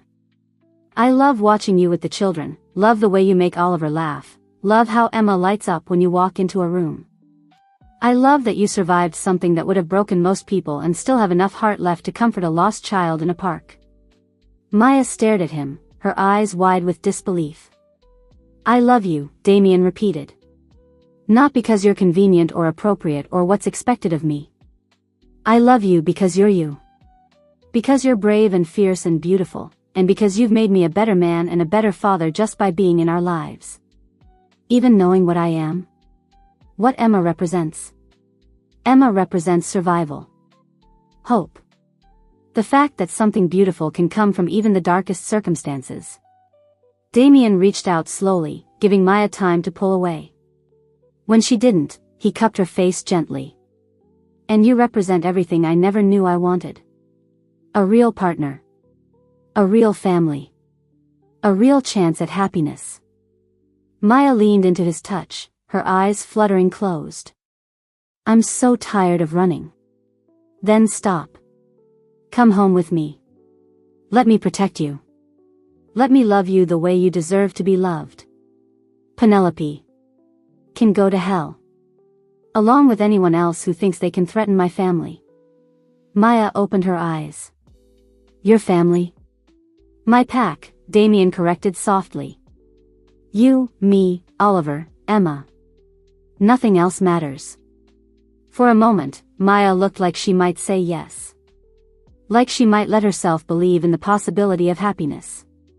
Then Emma coughed from her crib, a wet sound that spoke of worsening illness, and Maya's expression crumbled. She needs a doctor, Maya said. Real medical care, not whatever I can provide in a motel room. Then we'll get her to a doctor. Right now. Damien was already moving toward the crib when the door to the motel room exploded inward. The man who filled the doorway was massive, easily 6.5 feet tall, with the kind of brutal musculature that spoke of violence as a way of life. His dark hair was shot through with premature silver, and his eyes, pale blue and completely without warmth, swept the room like a predator assessing prey. Maya went white as a sheet. No. No, that's impossible. He's dead. Kane is dead. The man smiled, revealing teeth that were just slightly too sharp. Kane was my brother, Little Omega. And when the coalition killed him, they forgot to ask who taught him everything he knew. Alistair. This had to be Alistair, the rogue alpha from the outline. But the connection to Kane Morrison was now clear. They were brothers. Hello, Maya, Alistair continued, his voice like gravel. You've been very difficult to find. Maya stepped protectively in front of Emma's crib, her body trembling but her voice steady. Stay away from her. Alistair's gaze shifted to Damien, taking in his expensive clothes, his alpha posture, the way he'd moved to flank Maya protectively. And who might you be? Alistair asked with mock politeness.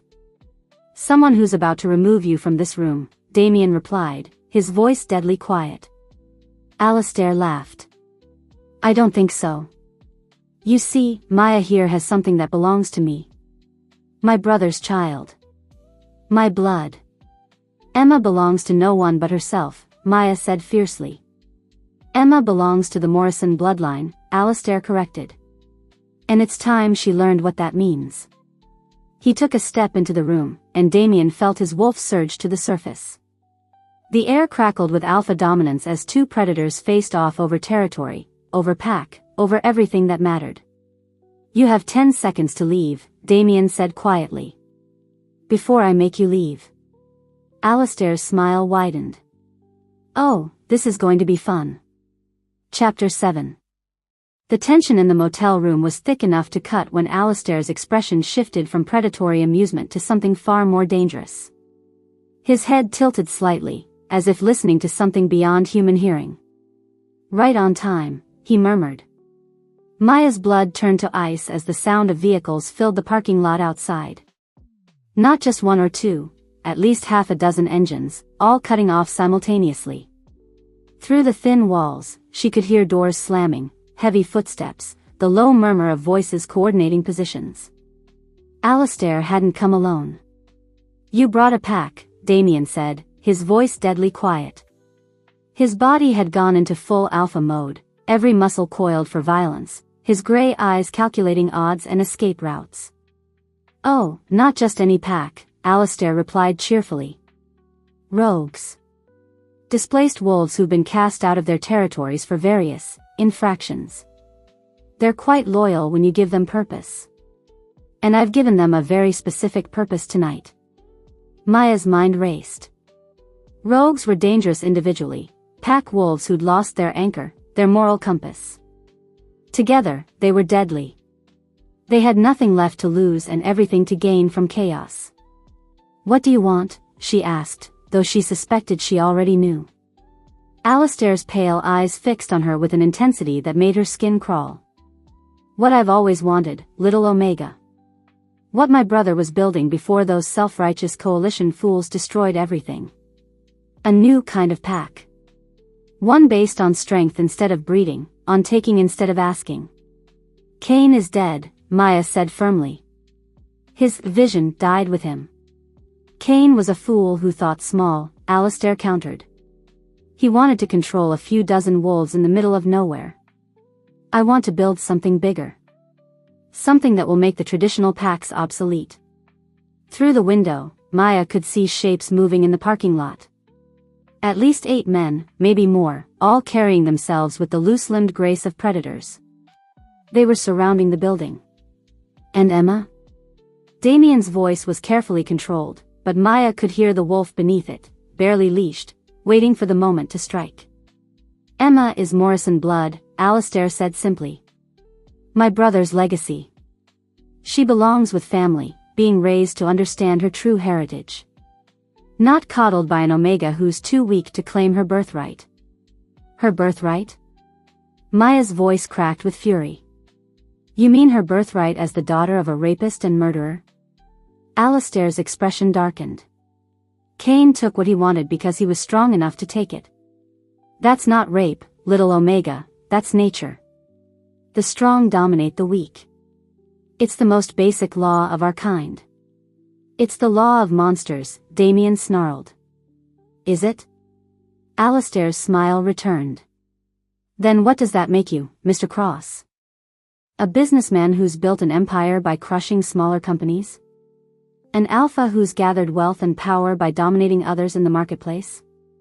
The only difference between us is that I'm honest about what I am. The comparison hit like a physical blow, and Maya saw Damien flinch slightly. Alistair had done his homework. He knew exactly which psychological buttons to push. The difference, Damien said quietly, is that I don't rape women and murder innocents. Yet. Alistair's grin was feral. Give it time. Power corrupts, Mr. Cross. And you have so much power to lose.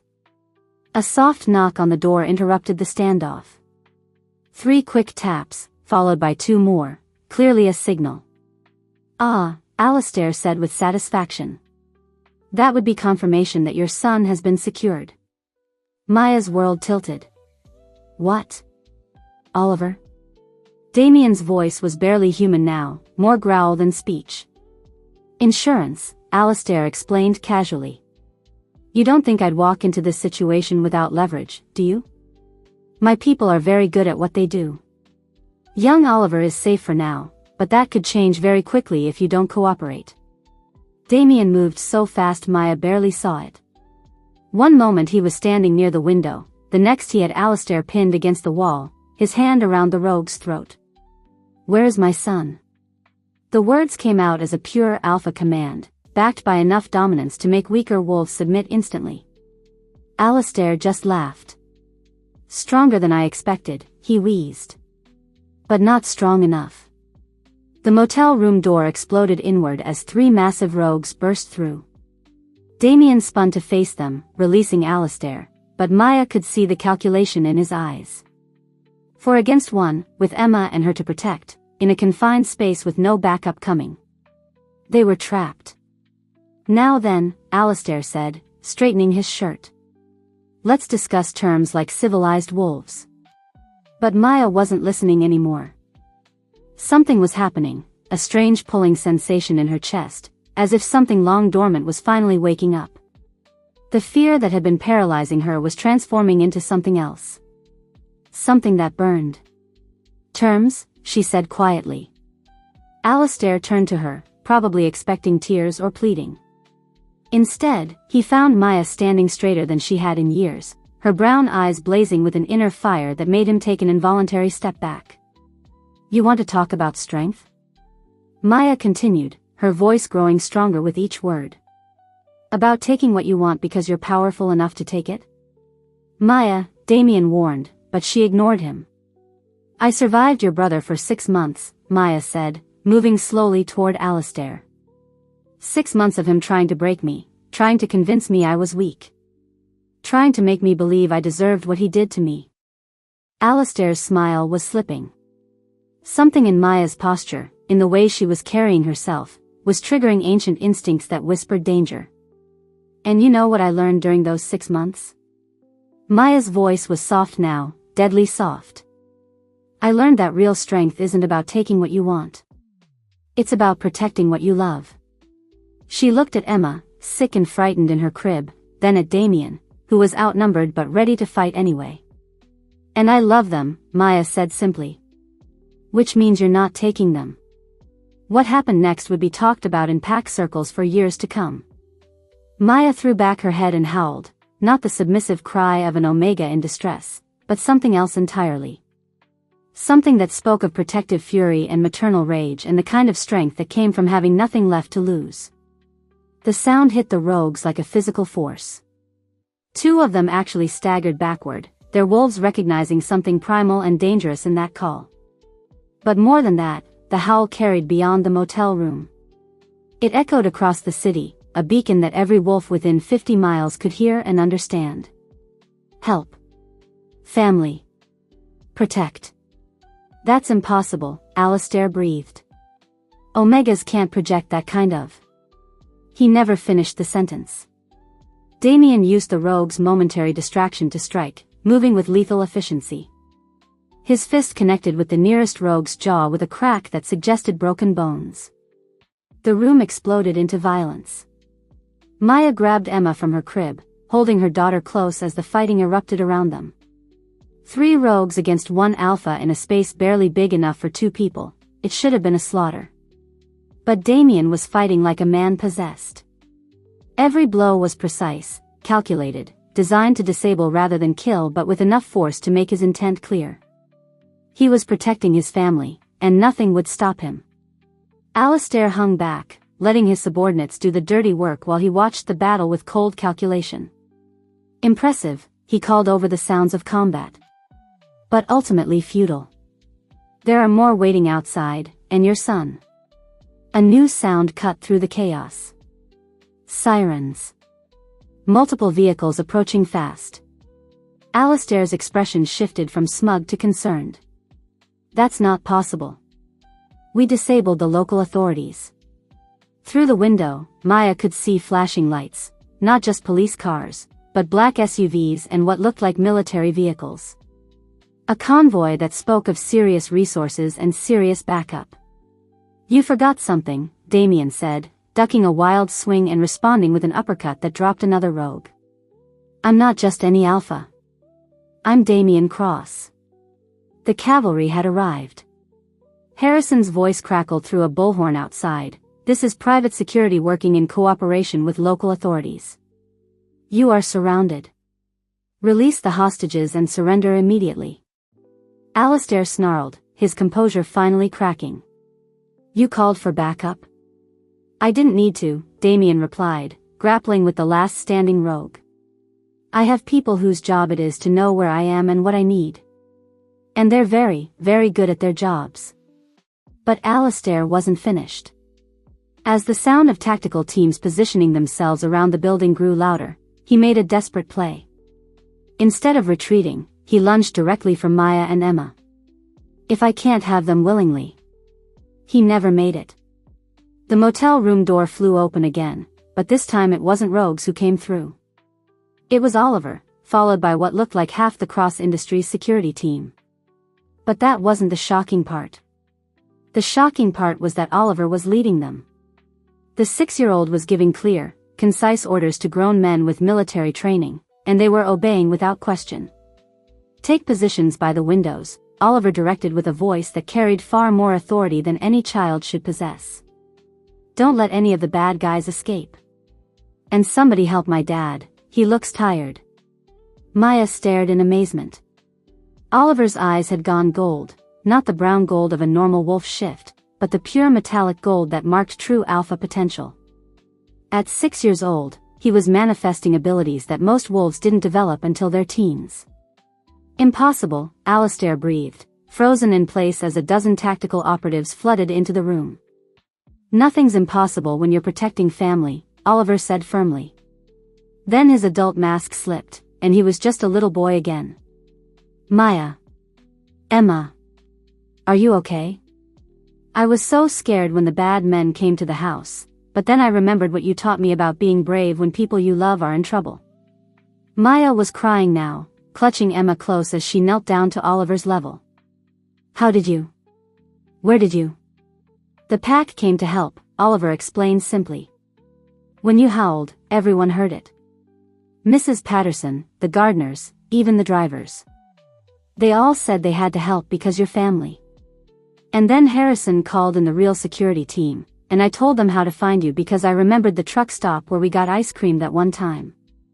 Damien had finished subduing the last rogue and was staring at his son with a mixture of pride and concern. Alpha abilities manifesting this early usually meant the child had experienced significant trauma, the kind that forced premature development of protective instincts. Oliver, he said gently, kneeling beside the boy. Are you hurt? Did they hurt you? They tried to take me, Oliver said matter-of-factly. But I bit one of them and hid in the safe room like you taught me. Then I called Harrison and told him Maya was in trouble and we had to help her. Alistair, now surrounded by armed operatives, made one last desperate attempt at psychological warfare. This isn't over, he snarled at Maya. Emma is Morrison blood. There will always be others who come for her. You can't protect her forever. But Oliver stepped forward, his young face set with determination that belonged on someone 3 times his age. Yes, she can, he said firmly. Because Emma's not just Morrison blood. She's cross-family. And we protect our family. The simple statement, delivered with absolute conviction by a 6-year-old who just orchestrated a rescue operation, broke something in Alistair's defiance. Cross-family, Maya repeated softly, the words hitting her like a revelation. Cross-family, Damien confirmed, pulling both children into his arms as Harrison directed the cleanup operation. Maya looked around the chaos of the motel room, rogues being arrested, security teams securing the scene, Oliver giving Emma a gentle hug while explaining that the bad men were going away, and realized something had fundamentally changed. Not just the immediate situation, but everything. She'd spent 3 years running from the past, convinced that her trauma made her weak, made her unworthy of love or protection or belonging. But tonight, when everything had been on the line, she'd found strength she didn't know she possessed. She'd called for help and it had come. She'd stood up to the monster who'd haunted her dreams and discovered that he was just a man, dangerous, yes, but ultimately defeatable when faced with love and loyalty and the kind of pack bonds that couldn't be broken by fear. The house, she said suddenly. Oliver said the rogues came to the house. What about Penelope? What about? Handled, Harrison said, approaching with his usual efficiency despite the circumstances. Mrs. Blackwood was present when the rogues attempted to breach the estate. She's been taken into protective custody pending investigation of her possible involvement. Maya blinked. Her involvement? The timing was suspicious, Damien said grimly. Alistair knew exactly where we lived, exactly when Oliver would be vulnerable. That kind of information doesn't come from public records. The implications hit Maya like a cold wave. Penelope hadn't just threatened to expose her past, she'd actively collaborated with the people who'd tried to destroy her family. Is she under arrest? Harrison confirmed. Along with whatever's left of Alistair's organization. It seems Mr. Morrison here wasn't as clever as he thought. We've been tracking rogue pack movements in this territory for months. His little army walked straight into a surveillance net. Alistair's face had gone ashen as the full scope of his failure became apparent.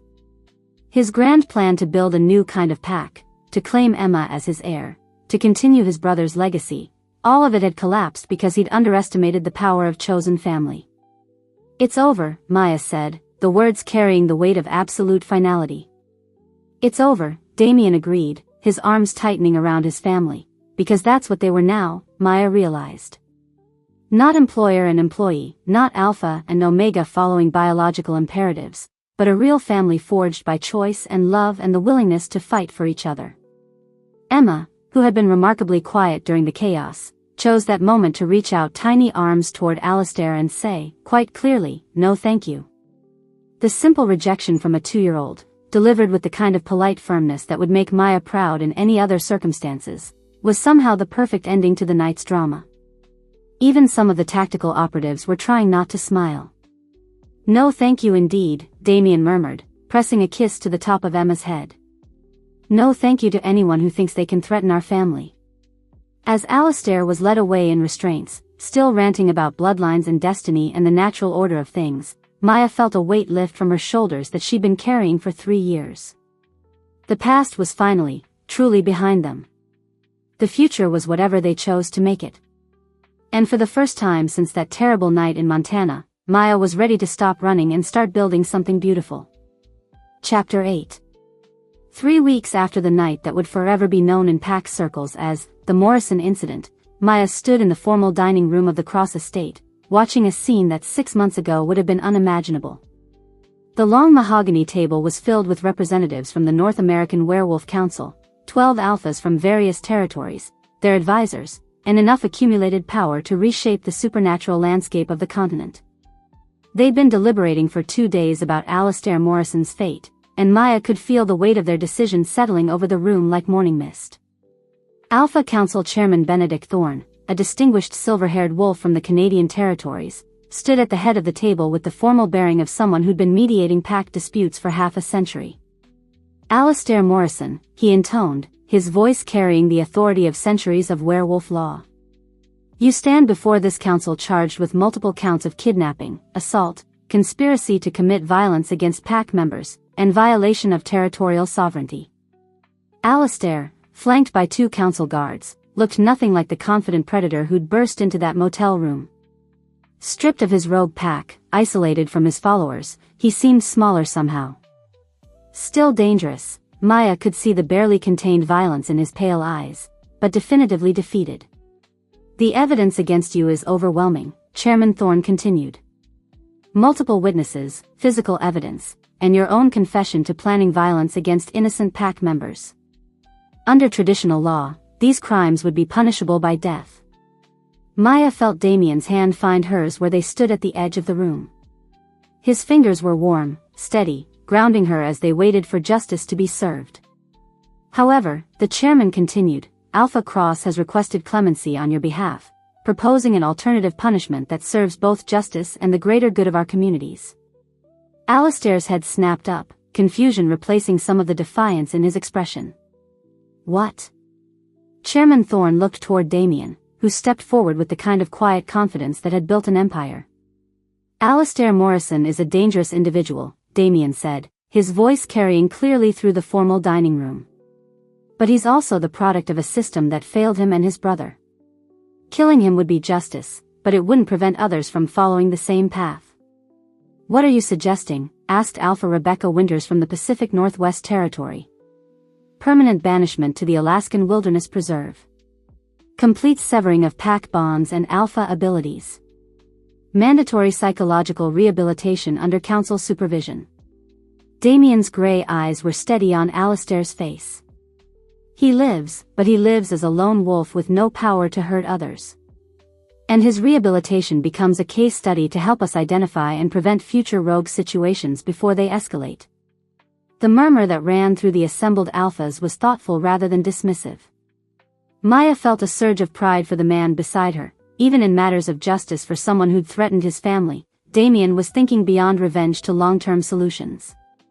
Alastair's face had gone through a spectrum of emotions, confusion, rage, and finally something that might have been grudging respect. You're sparing me, he said finally. I'm giving you a chance to become something other than your brother's shadow, Damien replied.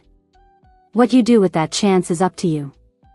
Chairman Thorne nodded slowly. The council will deliberate this proposal. In the meantime, Alastair Morrison will remain in council custody.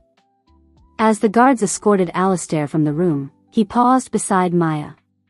For a moment, she tensed, but there was no threat in his posture anymore, just exhaustion and perhaps the faintest glimmer of something that might eventually become redemption. Your daughter, he said quietly. She deserves better than the Morrison legacy. I hope she gets it. Then he was gone, leaving Maya with tears she hadn't expected and a sense of closure she'd never thought possible. The council session broke for lunch, and Maya found herself alone with Damien in his study. Emma was napping upstairs while Oliver was at school, giving them a rare moment of quiet in what had been 3 weeks of constant activity. You didn't have to ask for clemency, Maya said, settling into the leather chair across from his desk. After what he threatened, what he tried to take. I did it for you, Damien said simply. And for Emma. That little girl shouldn't grow up knowing that people died because of her existence, even if they deserved it. Maya's heart did that fluttering thing it had been doing a lot lately when Damien showed her yet another reason why she'd fallen completely, irrevocably in love with him. There's something else, Damien continued, and something in his tone made Maya look up sharply. He seemed nervous. Damien Cross, who commanded boardrooms and dominated business negotiations without breaking a sweat, was actually nervous. What is it? Instead of answering, Damien moved around the desk and dropped to one knee beside her chair. Maya's breath caught as he pulled out a small velvet box. "Maya Christine Reeves," he said, his voice rough with emotion. "I know we've been through hell together. I know this situation started as a business arrangement and became something neither of us expected. But I need you to know that what I'm about to ask has nothing to do with convenience or pack politics or what anyone else thinks we should do." Maya's heart was pounding so hard she was sure he could hear it. "I'm asking because I love you. Because you've made me a better man and a better father. Because when I imagine my future, every single version of it has you and Emma in it." Damien opened the box, revealing a ring that was both elegant and sturdy, much like the woman he was offering it to. "Will you marry me? Not because you need protection or security, but because you want to build a life with me?" Maya stared at the ring, a brilliant cut diamond surrounded by smaller stones that caught the light like stars, and felt her world shift on its axis. Not because of the proposal itself, which she'd been hoping for even if she'd been too afraid to admit it, but because of the way he'd asked. No assumptions. No alpha commands or overwhelming dominance. Just a man asking the woman he loved to choose him. "Yes," she whispered, then louder, "Yes, absolutely yes." The smile that spread across Damien's face was brighter than the diamond as he slipped the ring onto her finger. It fit perfectly, as if it had been made specifically for her. Which, Maya realized as she looked at it more closely, it probably had been. "How long have you been planning this?" she asked. "Since the night you came back from the motel," Damien admitted, pulling her into his lap. "I realized that I'd been thinking about this all wrong. I'd been so focused on protecting you, on providing for you, that I forgot the most important part." "Which was?" "Asking what you wanted," Damien said simply. "Making sure you had a real choice." Maya kissed him then, pouring 3 years of fear and loneliness and desperate hope into the contact. When they finally broke apart, both were breathing hard. "I choose you," Maya said against his lips. "I choose us. I choose this family we've built. Even with all the complications. The pack politics, the media attention, the fact that my life comes with security details and board meetings and social obligations." Maya laughed. "Damien, I spent 3 years running from shadows and living in crappy apartments. I think I can handle some board meetings. What about a proper mating ceremony? With the pack, the formal bonding ritual, all the traditional elements?" Maya considered this. A year ago, the thought of standing in front of a crowd of werewolves and formally declaring her pack allegiance would have terrified her. But now, "I want Oliver to be part of it," she said. "And Emma, even if she won't remember it. This isn't just about us, it's about the family we've chosen." Damien's smile was soft and proud. "Oliver is going to be over the moon. He's been asking me for weeks when I was going to make it official with you." "Smart boy. He gets that from his mother," Damien said, and the casual way he referred to Maya in that role made her heart skip. 2 months later, on a perfect October evening when the leaves were turning gold and the air held the crisp promise of winter, Maya stood in the garden of the Cross estate wearing a dress that had been designed specifically for her by one of the most exclusive designers in the country. It wasn't a traditional wedding dress. Too much white would have been inappropriate for a werewolf mating ceremony. Instead, it was a deep forest green that brought out her eyes, with intricate silver embroidery that caught the light of the torches placed throughout the garden. The guest list was an interesting mix: pack members from their territory, business associates who'd become genuine friends, and even some of the Cross Industries employees who'd become part of their extended family over the years. Mrs. Patterson had tears in her eyes as she supervised the catering, muttering about how this was the happiest day the estate had seen in decades. But the most important guests were the smallest ones. Oliver stood beside Damien at the altar, wearing a miniature version of his father's formal suit and a grin that could have powered the city. In his hands, he carried a small velvet pillow with rings that he'd helped choose. Emma, now almost 3 and walking steadily, was the flower girl. She took her job very seriously, dropping rose petals with the kind of focused concentration that made the assembled guests smile. Every few steps, she would look up and wave at someone she recognized, her face beaming with joy. Maya's walk down the aisle was accompanied not by traditional wedding music, but by a song Oliver had chosen, something about families being made of love rather than blood that perfectly captured what this day represented. When she reached the altar, Damien's eyes were bright with tears he wasn't trying to hide. "You look beautiful," he said softly. "You look pretty good yourself," Maya replied, taking in his formal black suit and the silver ceremonial torque that marked him as an alpha of significant standing. The ceremony itself was a blend of traditional werewolf rituals and personal touches that made it uniquely theirs. When it came time for the pack bonding, Maya felt the moment her individual wolf spirit merged with the cross-pack structure, not as a subordinate joining a hierarchy, but as an equal partner in something larger than herself. But the moment that brought tears to every eye in the garden came when Oliver stepped forward during the family blessing portion of the ceremony. "I want to say something," he announced with the kind of serious dignity that only children could manage. The officiant, an elderly pack elder who'd known Damien's family for generations, smiled and gestured for Oliver to continue. "Maya," Oliver said, looking directly at her with those wise green eyes. "You're already my mom in my heart. But I want to make it official. Will you adopt me for real? So Emma can be my real sister and we can all have the same last name?" The request hit Maya like a physical blow. In all her planning for this day, she hadn't expected this moment, hadn't dared to hope that Oliver would want to formalize what they'd all felt for months. "Oh, sweetheart," she whispered, dropping to his level. "I would be honored to adopt you. I love you so much." "I love you too, Mom," Oliver said simply, and the word that Maya had been afraid to claim hung in the air like a benediction. There wasn't a dry eye in the garden as Damien joined them, pulling all three of his family members into an embrace that felt like coming home. The reception was everything Maya had dreamed of and nothing she'd expected. There was dancing under the stars, toasts that ranged from heartfelt to hilarious, and enough food to feed a small army. Emma charmed everyone by insisting on dancing with every adult who would lift her up, while Oliver gave a speech about how families were made of people who chose to love each other. But the moment Maya would remember forever came near midnight, when most of the guests had gone home and the cleanup was winding down. She and Damien had escaped to the gazebo overlooking the garden, needing a few moments of quiet together. "Mrs. Cross," Damien said, testing out her new name. "I like the sound of that," Maya admitted, settling into his arms. "Though I'm keeping Reeves professionally. Maya Cross Reeves has a nice ring to it."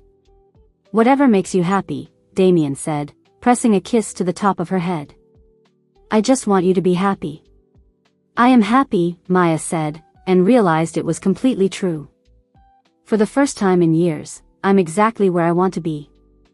They sat in comfortable silence for a while, watching the last of the party wind down. In the distance, they could see Oliver and Emma inside the house, both fast asleep on the couch while Mrs. Patterson cleaned up around them. "There is one more thing," Maya said eventually. "What's that?" Maya turned in his arms, studying his face in the moonlight. "Remember how I was sick a few weeks ago? The stomach bug that kept me in bed for 2 days? Of course. You scared the hell out of me." "It wasn't a stomach bug," Maya said softly. Damien went very still. "What was it?" Instead of answering with words, Maya reached into her small evening bag and pulled out a folded piece of paper. Medical letterhead, official stamps, results that had arrived just that morning. Damien read it twice before the information seemed to penetrate. When he looked up at her, his expression was a mixture of wonder and joy and something that might have been terror. "You're pregnant," he said. "I'm pregnant," Maya confirmed.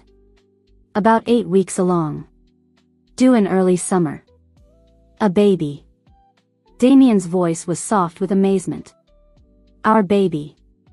"Our baby," Maya agreed.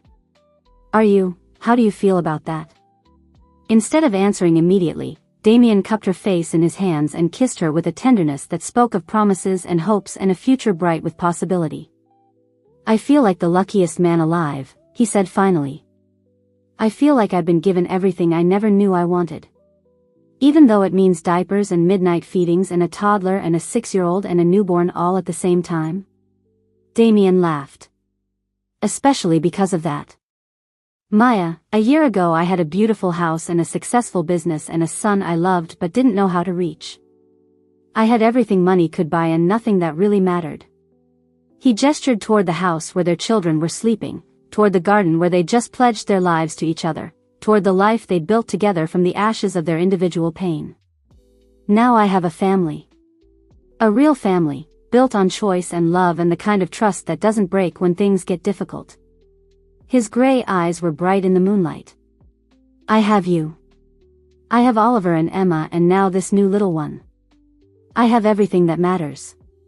Maya felt tears of pure happiness sliding down her cheeks. I love you, Damien Cross. I love you too, Maya Cross Reeves. More than I thought possible. They stayed in the gazebo until dawn, talking about nursery colors and whether they wanted to know the baby's gender and how to tell the children and a dozen other details that suddenly seemed vitally important. As the sun crested the horizon, painting the sky in shades of gold and pink, they walked hand in hand back to the house. Through the large windows, they could see their children still asleep on the couch, Oliver with one protective arm around Emma, both of them peaceful and safe. Look at that, Maya said softly. What? Our pack, Maya said simply. 3 months ago, we were all alone. Oliver was lonely, Emma and I were hiding, you were going through the motions of a life that didn't really satisfy you. And now? Now we're a family, Damien finished. Not because of biology or pack law or social expectations. Because we chose each other. Because we chose each other, Maya agreed. They stood there for a long moment, watching their children sleep while the sunrise painted everything in golden light. 3 adults and 2 children who'd found each other against all odds, who'd survived trauma and threats and their own fears to build something beautiful. A pack forged not by blood or obligation, but by love. Ready to go wake them up and start our first day as a officially married family? Damien asked. Maya smiled, her hand drifting unconsciously to her still flat stomach where their newest family member was growing. Ready, she said. Together, they walked into their future, imperfect, complicated, and absolutely perfect in every way that mattered. And in the distance, the sun continued to rise over the estate where 4 hearts had learned to beat as one, with room for one more small heartbeat that would complete their circle. The Cross pack was home. The end. Epilogue, 3 years later. Maya Cross Reeves stood in the kitchen of their renovated estate, watching through the large windows as her family enjoyed a perfect Saturday morning in early spring. The garden was in full bloom, and the sound of children's laughter drifted through the open doors like music. Oliver, now 9 and showing every sign of becoming the kind of alpha who led through wisdom rather than force, was patiently teaching 5-year-old Emma how to throw a baseball. His early manifestation of alpha abilities had stabilized beautifully under the guidance of pack counselors, developing into natural leadership skills and an almost supernatural ability to calm others in stressful situations. Like this, Oliver said, demonstrating the proper stance. Remember what Dad taught us about following through. Emma, who had grown into a confident little girl with her mother's determination and an infectious laugh, nodded seriously and wound up for another attempt. When she managed to throw the ball in a reasonably straight line, she jumped up and down with excitement. Maya, did you see? I threw it good. I saw, sweetheart. That was excellent. Maya called back, automatically bouncing the 18-month-old boy in her arms who was trying to climb down and join his siblings. Gabriel Cross had his father's gray eyes and his mother's stubborn streak, combined with enough energy to power a small city. At 18 months, he was already showing signs of the same early development that had marked Oliver, though in Gabriel's case it manifested as an uncanny ability to understand what people needed emotionally. Down, Mama, Gabriel demanded, squirming in her arms. Play with Oliver and Emma. In a minute, sweetheart. Let Mama finish making lunch. The truth was, Maya wasn't just making lunch, she was savoring the peaceful moment. 3 years had brought so many changes, most of them wonderful, but the quiet family moments were still the ones she treasured most. Need help? Damien's voice came from behind her, accompanied by the familiar warmth of his presence. Maya leaned back against his chest as his arms came around her and Gabriel. almost done. How did the call with the council go? Better than expected, Damien said, pressing a kiss to the top of her head. Alistair's rehabilitation program is being expanded to 3 more facilities. The preliminary results are so promising that they're considering it as a standard alternative to exile for certain types of offenses. Maya felt a familiar mixture of pride and amazement. 2 years ago, Alistair Morrison had been a monster who'd threatened everything she held dear. Today, he was living in a supervised facility in Alaska, working with pack psychologists and slowly, carefully, learning to build a life without violence. The transformation hadn't been easy or quick. There had been setbacks, moments when everyone involved questioned whether redemption was possible. But gradually, painstakingly, Alistair had begun to shed the anger and entitlement that had driven him to follow his brother's path. His first letter to Maya had arrived 6 months ago, a simple, careful apology that took responsibility for his actions without asking for forgiveness. Maya had cried when she read it, not from sadness but from the recognition that healing was possible even in the most broken places. Any word on when he might be eligible for supervised release? Maya asked. Another 2 years, minimum. And only if he continues to progress. Damien's arms tightened slightly around her. The council is being very careful about this. One success doesn't mean the program will work for everyone. But it's a start. It's a start, Damien agreed. Gabriel had grown impatient with the adult conversation and was making increasingly determined efforts to escape. Maya finally set him down, watching as he toddled toward the open doors with the single-minded determination that characterized everything he did. What about Penelope? Maya asked quietly. Damien's expression darkened slightly. Penelope Blackwood's fall from Pack Grace had been swift and complete. Her collaboration with Alistair's rogue pack had been seen as the worst kind of betrayal, using pack politics and personal vendettas to endanger innocent lives. Still in pack prison, still refusing to participate in any rehabilitation programs, Damien said. Her father formally disowned her last month. The Blackwood pack has requested that her sentence be extended indefinitely. Maya felt a pang of something that might have been sympathy. Penelope had made terrible choices, but she was also a cautionary tale about what happened when pride and entitlement were allowed to fester unchecked. Maybe she'll come around eventually, Maya said. Maybe, Damien said, though his tone suggested he wasn't holding his breath. Harrison thinks she's too invested in being right to ever admit she was wrong. Harrison had become more than an assistant over the years. He was family, the children's honorary uncle, and the person who somehow managed to keep their increasingly complicated lives running smoothly. His loyalty during the Morrison crisis had earned him Damien's eternal gratitude and a promotion that made him more of a partner than an employee. Speaking of Harrison, Maya said, did he confirm the arrangements for next week? All set.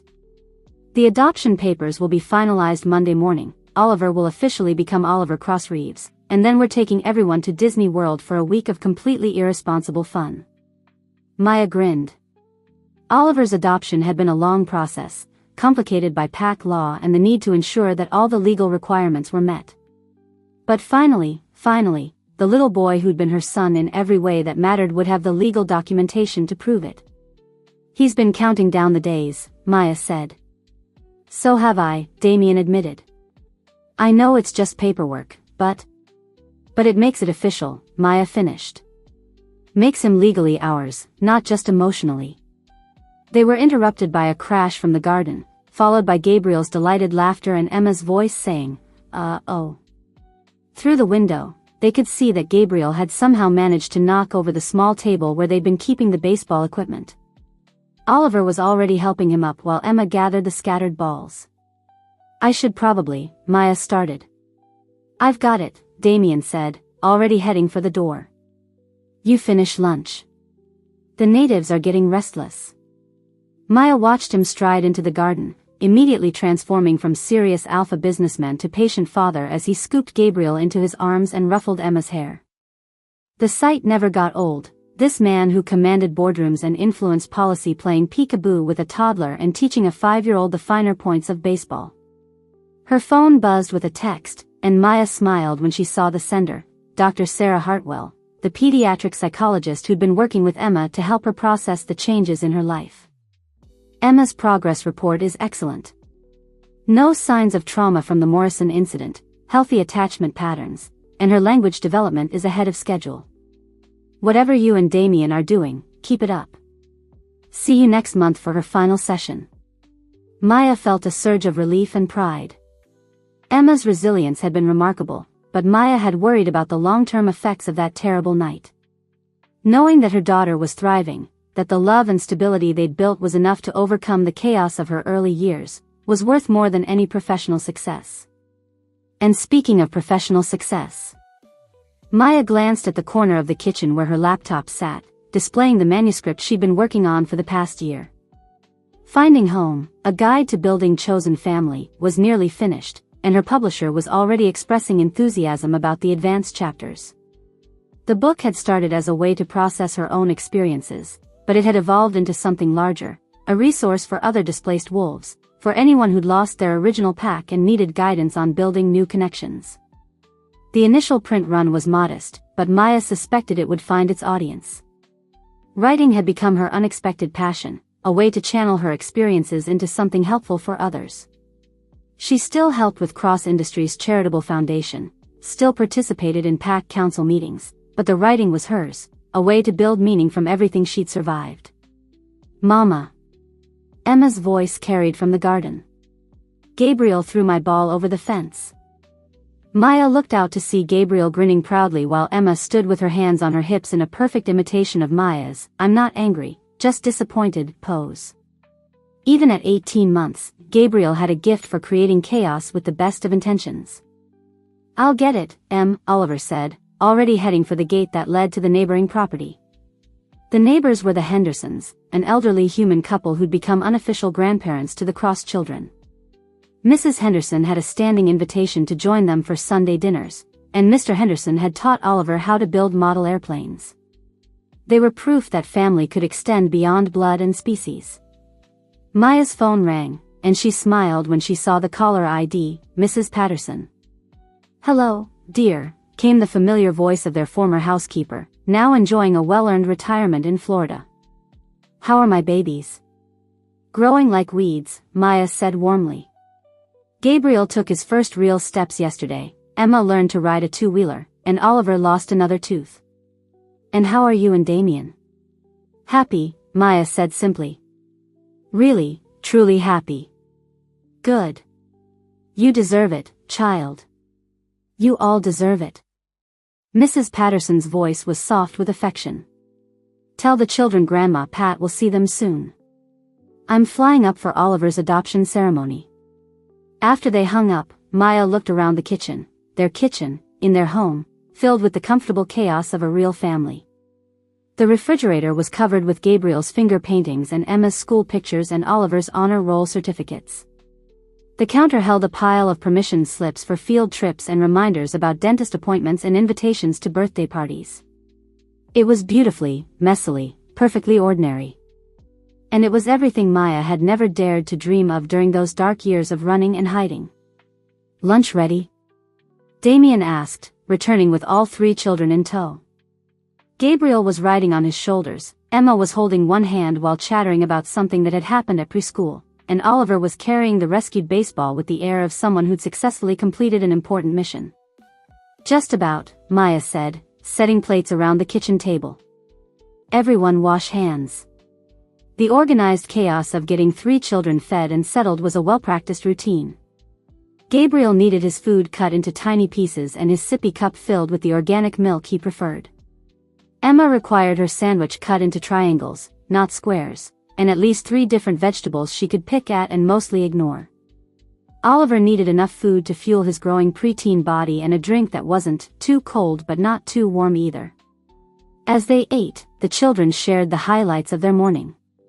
Emma had successfully climbed to the top of the jungle gym for the first time. Gabriel had said a new word that sounded suspiciously like trouble, which was probably accurate. Oliver had finished reading a chapter book about dragons that he wanted to discuss with anyone who would listen. It was ordinary and precious and exactly the kind of life Maya had thought was impossible for someone like her. "Oh," Damien said suddenly, I almost forgot.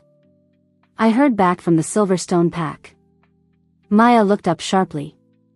The Silverstone pack was what remained of her original pack from Montana, the survivors who'd rebuilt their community after Kane Morrison's attack. And they want to extend a formal invitation for you to visit. No pressure, no obligations. Just, if you ever want to see the place again, to connect with the people who remember you, the door is open. Maya was quiet for a moment.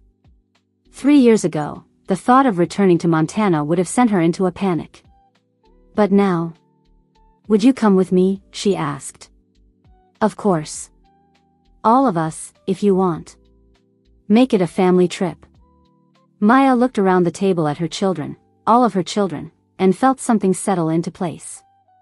She was strong enough now to face her past, secure enough in her present to risk reopening old wounds.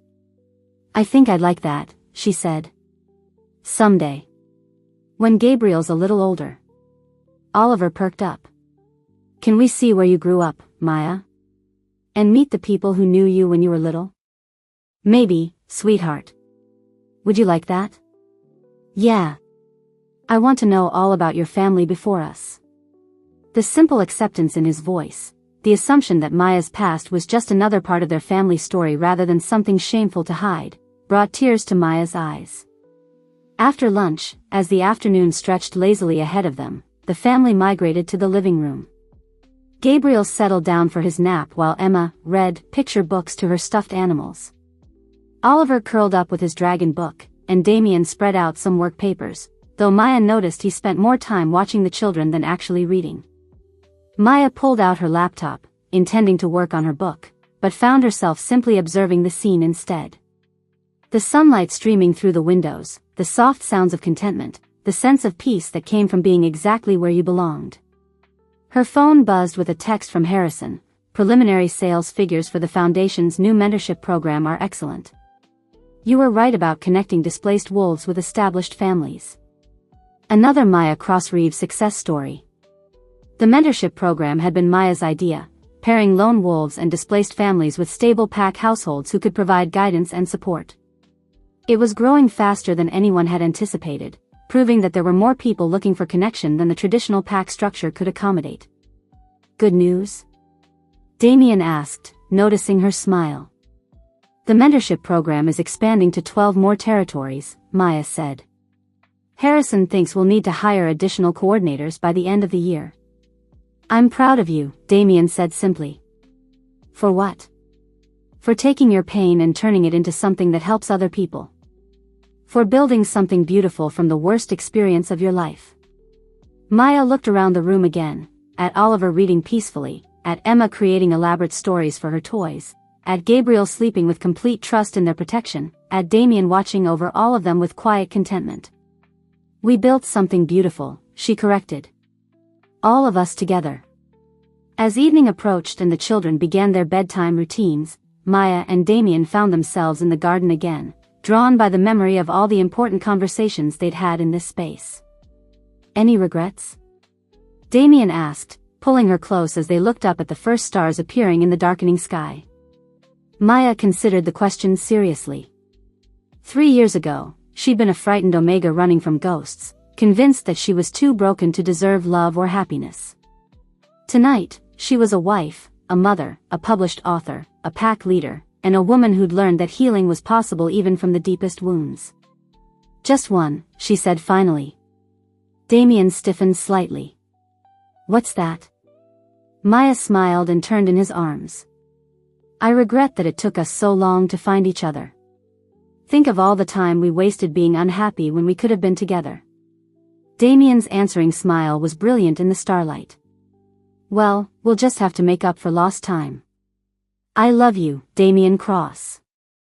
I love you too, Maya Cross-Reeves. More every day. From the house behind them came the sound of children's voices as Oliver helped Emma brush her teeth and Gabriel babbled happily in his crib. Soon they would all be tucked in bed, and Maya and Damien would have their quiet evening time to talk about their days and plan for tomorrow. But for now, they stood together in their garden, surrounded by the life they'd built from love and choice and the courage to believe in second chances. Their pack was complete. their family was home. And every sunrise brought new possibilities for joy. Thank you for listening. Like, share and subscribe for more.